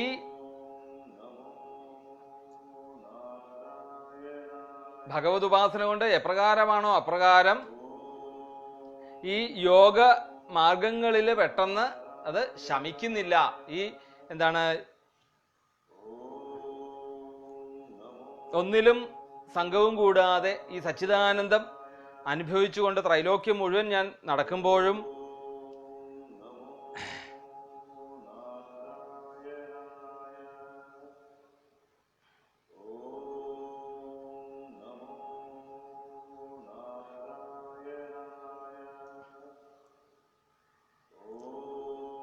ആ ഭഗവത് ഉപാസന കൊണ്ട് യമാദിഭിർ യോഗപഥൈ കാമലോഭഹതോ മുഹു, വീണ്ടും വീണ്ടും ഉണ്ടാകുന്നതായിട്ടുള്ള ഈ കാമലോഭാദികളെയൊക്കെ ഭഗവത് ഉപാസനകളെ കൊണ്ട് മാത്രമേ ഇല്ലാണ്ടാക്കാൻ സാധിക്കുകയുള്ളൂ. നമ്മൾ നേരത്തെ പറഞ്ഞിട്ടുണ്ട് അല്ലെ, ഒരു ജ്ഞാനം നമുക്ക് സിദ്ധിച്ചു കഴിഞ്ഞാൽ അതിനെ എപ്പോഴും എന്ത് ചെയ്യണം? അതിനെ എപ്പോഴും അല്ലെ, കുഞ്ഞുണ്ണി മാഷ് പറയുന്ന പോലെ ഒരു ചൂല ഉള്ളിലുണ്ടാവണം, എപ്പോഴും പൊടി തട്ടിക്കൊണ്ടിരിക്കണം. ആ ജ്ഞാനം ഉണ്ടാകുന്നതിനനുസരിച്ച് തന്നെ നമ്മളുടെ ഉള്ളിലുണ്ടാവുന്ന ആ ദോഷങ്ങളെയും കൂടി ഇല്ലാണ്ടാക്കിക്കൊണ്ടിരിക്കണം. ജ്ഞാനത്തെ ഉയർത്തിക്കൊണ്ടിരുമ്പം അജ്ഞത തന്നെ മാറിക്കൊള്ളുമെങ്കിൽ പോലും അതിൽ നിൽക്കാതെ അതെപ്പോഴും എന്താണ് അറിഞ്ഞുകൊണ്ടേയിരിക്കണം. ഈ അറിവിനൊരു എന്താണ്, അറിവിനൊരു പൂർണ്ണമായിട്ട് നമുക്ക് അറിവ് അറിഞ്ഞു നിർത്താൻ സാധിക്കില്ല. അതിങ്ങനെ അറിഞ്ഞുകൊണ്ടേ ഇരിക്കുമ്പോൾ തന്നെ അത് തെളിഞ്ഞ് തെളിഞ്ഞ് തെളിഞ്ഞ് തെളിഞ്ഞ് വരികയുള്ളൂ. അപ്പം ഇവിടെ കാമം, തുടങ്ങിയതായിട്ടുള്ള ദോഷങ്ങളെ കൊണ്ട് നമ്മളുടെ ഉള്ളിലുണ്ടായിട്ടുള്ള ആ മനസ്സ്, അല്ലെങ്കിൽ കലുഷമായിട്ടുള്ള ആ ഒരു മനസ്സ് ഈ ഭഗവത് ഉപാസന കൊണ്ട് എപ്രകാരമാണോ അത് നശിക്കുന്നത്, എപ്രകാരമാണോ ഈ ദോഷത്തെ ഇല്ലാണ്ടാക്കുന്നത്, അതുപോലെ യമനിയമാദികളായിട്ടുള്ള യോഗമാർഗങ്ങളാൽ പെട്ടെന്ന് ഇത് ഇല്ലാണ്ടാകുന്നില്ല എന്ന് പറയുന്നു. ഓക്കെ, ഇനി 37-ാമത്തെ ശ്ലോകം. സർവം തദിതമഖ്യാതം യൽപൃഷ്ടോഹം ത്വയാ അനഘ ജന്മകർമ്മ രഹസ്യം മേ ഭവതശ്ചാത്മതോഷണം. അവിടെ പറഞ്ഞു അനഘ എന്ന് വീണ്ടും വിളിക്കുകയാണ്. എന്നാൽ ഈ ഒരു ദുഃഖങ്ങളൊന്നും അല്ലെ, ഈ ഒരു ദുഃഖങ്ങളെന്ന് പറഞ്ഞാൽ ഇങ്ങനെയുള്ള ഒരു അജ്ഞതകളൊന്നും ആർക്കും ഉണ്ടായിട്ടില്ല, അങ്ങേക്ക് ഉണ്ടായിട്ടില്ല. അങ്ങേക്ക് അത് വ്യക്തമായിട്ട് അറിയാം, അങ്ങ് ജ്ഞാനിയാണെന്ന് ബോധിപ്പിക്കുകയാണ്. അതാണ് അനഘ എന്ന് വീണ്ടും വിളിക്കുന്നത്. സർവം തതിതമഖ്യാതം യൽ പൃഷ്ടോഹം ത്വയാനഘ. കൊണ്ട് ഹേ ശുദ്ധാത്മൻ, അങ്ങയാൽ ഞാൻ എന്താണോ അങ്ങ് എന്നോട് ചോദിച്ചത്, അങ്ങ് എന്താണ് എന്നോട് ചോദിച്ചത്, എന്താണ് എൻ്റെ ദോഷം എന്ന് പറഞ്ഞു തരണം നാരദ മഹർഷി എന്ന് പറഞ്ഞു. അപ്പൊ അങ്ങ് ചോദിച്ചതായിട്ടുള്ള ദോഷത്തെ, അല്ലെങ്കിൽ ആ ഭവതശ്ചാത്മദോഷണം, അങ്ങയുടെ ആ ഒരു മനസ്സിന്റെ അസന്തുഷ്ടി അല്ലെങ്കിൽ അസന്തോഷം എന്താണ് എന്നുള്ളതിന്റെ ചോദ്യത്തിനാണ് ഞാൻ അങ്ങേക്ക് പറഞ്ഞെന്ന മറുപടി. ആ മറുപടിക്ക് വേണ്ടിയാണ് ഞാൻ ഇത്രയും എൻ്റെ സ്വന്തം അനുഭവത്തെ ഞാൻ അവിടുന്ന് വിശദീകരിച്ചു തന്നത്. അതുകൊണ്ട് അതിനു വേണ്ടിയിട്ടാണ് ഞാൻ ഇവിടെ ഈ ഒരു വിവരം അങ്ങയെ ഞാൻ ധരിപ്പിച്ചത്. അത് തന്നെയല്ല, അവിടെ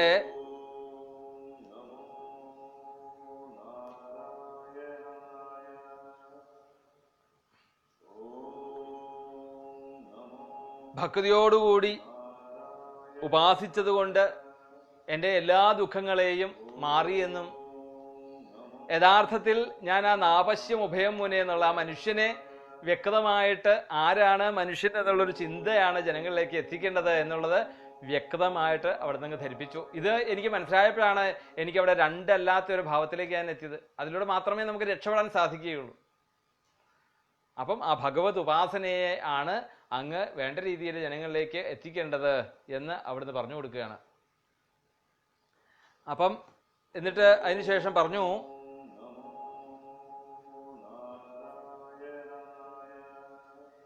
എൻ്റെ ഈ ജന്മവൃത്താന്തങ്ങളൊക്കെ അങ്ങ് ഒരു ഉദാഹരണമായിട്ട് എടുത്തോളൂ. അതിന് ശേഷമുണ്ട് അങ്ങ് ഇതേ രീതിയിലൊരു ഗ്രന്ഥത്തെ അങ്ങ് രചിച്ച് ജനങ്ങൾക്കായിട്ട് സമർപ്പിക്കുക. അതോടെ അങ്ങയുടെ ആ ആത്മ സന്തോഷം അത് വീണ്ടും തിരിച്ചു കിട്ടും എന്ന് പറഞ്ഞു. എന്നിട്ട് സൂതൻ പറയുകയാണ്, 38-ാമത്തെ ശ്ലോകം നോക്കാം. ഏവം സംഭാഷ്യ ഭഗവാൻ നാരദോ വാസവി സുതം ആമന്ത്ര്യ വീണാം രണയൻ യയോ യാദൃച്ഛികോ മുനി. ഇങ്ങനെ ഇപ്രകാരം ഇനി സൂതൻ എന്താ നമ്മുടെ പഴയ അവസ്ഥയിലേക്ക് എത്തി, നൈഷാരണ്യത്തിലേക്ക് എത്തി. ശൗനകാദികളോട് പറയണ ഇപ്രകാരം നാരദ മഹർഷി ആ വേദവ്യാസ മഹർഷിക്ക് വേണ്ട ഉപദേശങ്ങളെ കൊടുത്ത് പറഞ്ഞ്, ഭഗവാൻ നാരദോ വാസവീസുതം, വസുവിന്റെ പുത്രിയായിട്ടുള്ള നാരദൻ എന്ന് പറയുന്നു. അതിന്റെ കഥ നമുക്ക് നാളെ പറയാം. വസുവിന്റെ പുത്രിയായിട്ടുള്ള നാരദൻ എന്ന് പറയുന്നത് വസുപുത്രിയുടെ മകനായിട്ടുള്ള വേദവ്യാസൻ, വസുവിന്റെ പുത്രി വേദവ്യാസനാണ്. ആ വേദവ്യാസനോട് ആമന്ത്ര്യ വീണാം രണയൻ യയോ യാദൃച്ഛികോ മുനി. ആമന്ത്ര്യ എന്ന് പറഞ്ഞാല് യാത്ര പറഞ്ഞിട്ട് അവിടെ നിന്നും ആ വീണ മീട്ടിക്കൊണ്ട് ഭഗവാന്റെ നാമങ്ങൾ ജപിച്ചുകൊണ്ട് നാരദ മഹർഷി അവിടെ നിന്നും യാത്രയായി എന്ന് പറഞ്ഞു. പിന്നീട് പറയാണ്, അങ്ങനെ അവിടെ നിന്നും യാത്രയായ സമയത്ത് ആത്മഗതമായിട്ട് വേദവ്യാസ മഹർഷി അവിടെ നിന്ന് പറയാണ്, അഹോ ദേവർഷിർ ധന്യോയം യൽ കീർത്തിം ശാംഗധന്വന ഗായൻ മാദ്യന്നിതം തന്ത്രി ആരമയത്യാതുരം ജഗൽ. ഇത്ര ധന്യൻ എന്നുള്ളൊരു വാക്കിന് യോജിച്ച ഒരാളെന്ന് പറഞ്ഞാൽ ആരാണുള്ളത്? നാരദ മഹർഷി മാത്രമേ ഉള്ളൂ. അഹോ ദേവർഷിർ ധന്യോയം, അല്ലേ? ധന്യം എന്ന് പറയണമെങ്കിൽ അത് ഈ നാരദ മഹർഷി തന്നെയുള്ളൂ. കാരണം എന്താണ് ധന്യം എന്ന് പറഞ്ഞാല്? ധന്യം എന്ന് പറഞ്ഞു കഴിഞ്ഞാല് യാതൊരുവിധ അസന്തോഷവും ഉള്ളിൽ ഇല്ലാത്തൊരവസ്ഥ. നാപശ്യമുഭയം മുനെ, സകല സമയത്തും ആ ഈശ്വര അനുഭവത്തോടുകൂടി ഇരിക്കുന്ന ആ ദേവർഷി എന്ന് പറയുന്നത് നാരദ മഹർഷി തന്നെയാണ്. യൽ കീർത്തിം ശാംഗധന്വ, ഏറ്റവും കീർത്തിമാനായിട്ടുള്ള ധന്യൻ വേറെ ആരുമല്ല. ഗായൻ മാദ്യൻ നിതം തന്ത്രിയാരമയത്യാതുരം ജഗൽ. അങ്ങനെ ആ ഭഗവാന്റെ ലീലകള് ആകുന്ന അല്ലെ നാമസങ്കീർത്തനങ്ങള് വീണയിൽ ആലപിച്ചുകൊണ്ടതാ ഗായൻ മാദ്യൻ ഇതം തന്ത്രിയാരമയത്യാതുരം ജഗത്ത്, ഈ ത്രൈലോക്യത്തെ മുഴുവൻ ആനന്ദിപ്പിച്ചുകൊണ്ട് നടക്കുന്നു എന്ന് പറഞ്ഞുകൊണ്ടാണ് ആ 6-ാമത്തെ അധ്യായം അവിടെ അവസാനിപ്പിച്ചത്. ഇന്നിതാ 6:30 സമയമായി. നമ്മുടെ ഓരോരുത്തരുടെയൊക്കെ സൂചനകൾ അല്ലേ എന്തായാലും നമുക്ക് നന്നായി ഇന്നത്തെ ഒരൊറ്റ ദിവസം കൊണ്ട് ഒരു അധ്യായം നമുക്ക് പറയാൻ പറ്റി അല്ലേ. ചില ദിവസം അങ്ങനെയാണ്, ചില ദിവസം നമ്മളുടെ തന്നെ കുറ്റമല്ല. ഞാൻ പറഞ്ഞില്ലേ, നമ്മൾ പറയുമ്പോൾ നമ്മൾ വിചാരിക്കുന്ന ഒന്നും അല്ല ചില ദിവസം ചില സമയത്ത് ഓരോന്ന് വരുന്നത്. എന്തായാലും ഇപ്പൊ നമ്മളൊരു ഘട്ടത്തിലെത്തി അല്ലേ. വ്യാസനാരദ സംവാദം എപ്പോഴാണ് തുടങ്ങിയത്? 4-ാമത്തെ അധ്യായത്തിൽ അവസാനം തുടങ്ങി അല്ലേ. സ്വീകരിച്ചിരുത്തി കഴിഞ്ഞ് 5ഉം 6ഉം അധ്യായത്തിലൂടെ ആ നാരദ മഹർഷി തൻ്റെ ജീവിത കഥകളെ കുറിച്ച് പറഞ്ഞു കൊടുക്കുന്നു. അതുകൊണ്ട് വേദവ്യാസ മഹർഷിയോട് പറയാണ്, ഈ ജ്ഞാനം ഉണ്ടാവണമെങ്കിൽ മനുഷ്യൻ ആരാണ് എന്നുള്ളൊരു ബോധം ജനങ്ങളിലേക്ക് എത്തിക്കുകയാണ് വേണ്ടത്. അതിനു വേണ്ടതായിട്ടുള്ള ഒരു ഗ്രന്ഥത്തെയാണ് രചിക്കേണ്ടത്. ആ ഭാഗവത രചന അങ്ങ് ഇനി വേണ്ട രീതിയിൽ മനസ്സിരുത്തിക്കൊണ്ട് ചെയ്യുക. ഈ ഭാഗവത രചനയിലൂടെ ഉണ്ടാവേണ്ടത് എന്താണ്? ഈ ജനങ്ങളെക്കുറിച്ച് വ്യക്തമായിട്ട് അവരുടെ ധാരണയെക്കുറിച്ച് മനസ്സിലായി ആ ഈശ്വരൻ എന്ന് പറയുന്നത് തൻ്റെ ഉള്ളിൽ തന്നെയാണ് എന്നുള്ളൊരു ബോധത്തെ അവരെ മനസ്സിലാക്കി കൊടുക്കുക. അപ്പം എന്തായാലും നമുക്ക് നാളെ ഒന്ന് ഈ അധ്യായം 6-ാമത്തെ അധ്യായം ഒന്ന് വായിക്കാം. എന്നിട്ടൊന്ന് സ്മരിച്ചിട്ട് വീണ്ടും 7-ാമത്തെ അധ്യായത്തിലേക്ക് കിടക്കാം. 7-ാമത്തെ അധ്യായത്തിൽ ഇനി ആ വേദവ്യാസ മഹർഷി ശമ്യാപ്രാസം എന്നു പേരായിട്ടുള്ള ആശ്രമത്തിൽ സരസ്വതി നദിയിൽ പോയി കുളിച്ചു വന്ന് ധ്യാനത്തിലിരിക്കുന്ന സമയത്ത്, അല്ല സമാധിയിലൂടെയാണ്, സമാധി ഭാഷയാണ് ഭാഗവതം, അതും വലിയൊരു മഹത്വം തന്നെയാണ്. അങ്ങനെ ആ സമാധി ഭാഷയിൽ ഇരിക്കുന്ന സമയത്ത് തൻ്റെ ഉള്ളിലേക്ക് വന്നു ചേർന്നതായിട്ടുള്ള ഒരു ജ്ഞാനമാണ് ഈ ഭാഗവതം. ആ ഭാഗവതം നമുക്ക് അതിൻ്റെയൊക്കെ ആ ഭാഗവത രചന എവിടെ നിന്നാണ് ആരംഭിക്കുന്നതെന്നൊക്കെയുള്ള ഒരു രീതിയിൽ ഭാഗവതത്തിൻ്റെ ആരംഭം കുരുക്ഷേത്ര യുദ്ധഭൂമിയിൽ നിന്നാണ് ആരംഭിക്കുന്നത്. അതൊക്കെ നമുക്ക് നാളെ അനുസ്മരിക്കാം. എന്തായാലും ഇന്നത്തെ ഈ സത്സംഗം ഭഗവത് പാദങ്ങളിൽ സമർപ്പിക്കാം. പ്രത്യേകിച്ച് ഒരു ചോദ്യമൊന്നും പറയാൻ തക്കവണ്ണം ഒന്നും ഇതിനകത്ത് കാണുന്നില്ല. ഇല്ല, എന്തെങ്കിലുമൊക്കെ നല്ല ചോദ്യങ്ങൾ വരുമ്പോൾ നമുക്ക് പിന്നെ എന്നും ചോദ്യം ഇല്ലെങ്കിലും കുഴപ്പമില്ലല്ലോ. ചോദ്യമായിട്ടൊന്നും ഇതിനകത്ത്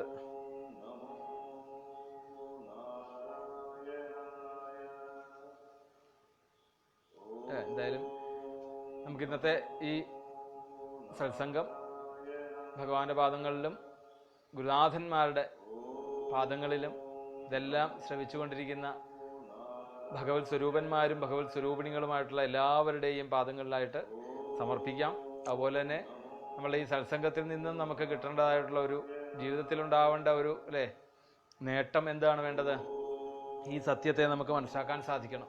നാരദ മഹർഷി ഇന്ന് വേദവ്യാസ മഹർഷിക്ക് പറഞ്ഞു കൊടുത്തതുപോലെ തന്നെ ആ ഒരു സത്യബോധത്തിൻ്റെ അല്ലെങ്കിൽ ആ ബോധസ്വരൂപൻ്റെ ഒരു നിയന്ത്രണത്തിലാണ് നമ്മൾ ജീവിക്കുന്നതെന്നും ആ നിയന്ത്രണത്തെ മറക്കാതെ നമുക്ക് ഒരിക്കലും യാതൊരുവിധ അഹംബോധവും ഇല്ലാതെ നമ്മുടെ കർമ്മങ്ങളിൽ പൂർണ്ണമായിട്ട് ഭഗവത് അർപ്പണമായിട്ട് ചെയ്യാൻ സാധിക്കണം എന്ന് മനസ്സിൽ പ്രാർത്ഥിക്കുക. ആ പ്രാർത്ഥനയ്ക്ക് വേണ്ടിയിട്ടാണ് നമ്മൾ ഈ ഭാഗവതത്തിൻ്റെ ശബ്ദബ്രഹ്മ സ്വരൂപമായിട്ടുള്ള ഭാഗവതത്തിൻ്റെ ദിവ്യനാമം ജപിക്കുന്നത്. ഇനിയുള്ള കർമ്മങ്ങളിലും ഒക്കെ ഈശ്വര ആ ശുദ്ധത നമുക്ക് ഉണ്ടാവണേന്ന് പ്രാർത്ഥിക്കുക. ആ പരമമായിട്ടുള്ള സത്യത്തെ നമുക്ക് നമസ്കരിക്കാം. നമസ്കരിച്ചുകൊണ്ട് ഇന്നത്തെ ഈ സത്സംഗം ഇവിടെ സമർപ്പിക്കാം. സത്യം പരം ധീമഹി, സത്യം പരം ധീമഹി, സത്യം പരം ധീമഹി. പൂർണ്ണമതഃ പൂർണ്ണമിദം പൂർണ്ണാത് പൂർണ്ണമുദച്യത്തെ പൂർണ്ണസ്യ പൂർണ്ണമാദായ പൂർണ്ണമേവാവശിഷ്യത്തെ. സ്വസ്തി പ്രജാഭ്യഃ പരിപാലയന്താം ന്യായേന മാർഗേണ മഹിം മഹീശാഃ. ഗോബ്രാഹ്മണേഭ്യഃ ശുഭമസ്തു നിത്യം. ലോകാഃ സമസ്താഃ സുഖിനോ ഭവന്തു. ലോകാഃ സമസ്താഃ സുഖിനോ ഭവന്തു. ലോകാഃ സമസ്താഃ സുഖിനോ ഭവന്തു. സർവേ ഭവന്തു സുഖിനഃ സർവേ സന്തു നിരാമയാഃ സർവേ ഭദ്രാണി പശ്യന്തു മാ കശ്ചിൽ ദുഃഖഭാഗ് ഭവേത്. കായേന വാചാ മനസേന്ദ്രിയൈർവാ ബുദ്ധ്യാത്മനാ വാ പ്രകൃതേ സ്വഭാവാൽ കരോമി യദ്യൽ സകലം പരസ്മൈ നാരായണായേതി സമർപ്പയാമി. ഗോവിന്ദനാമ സങ്കീർത്തനം. ഗോവിന്ദ ഗോവിന്ദ.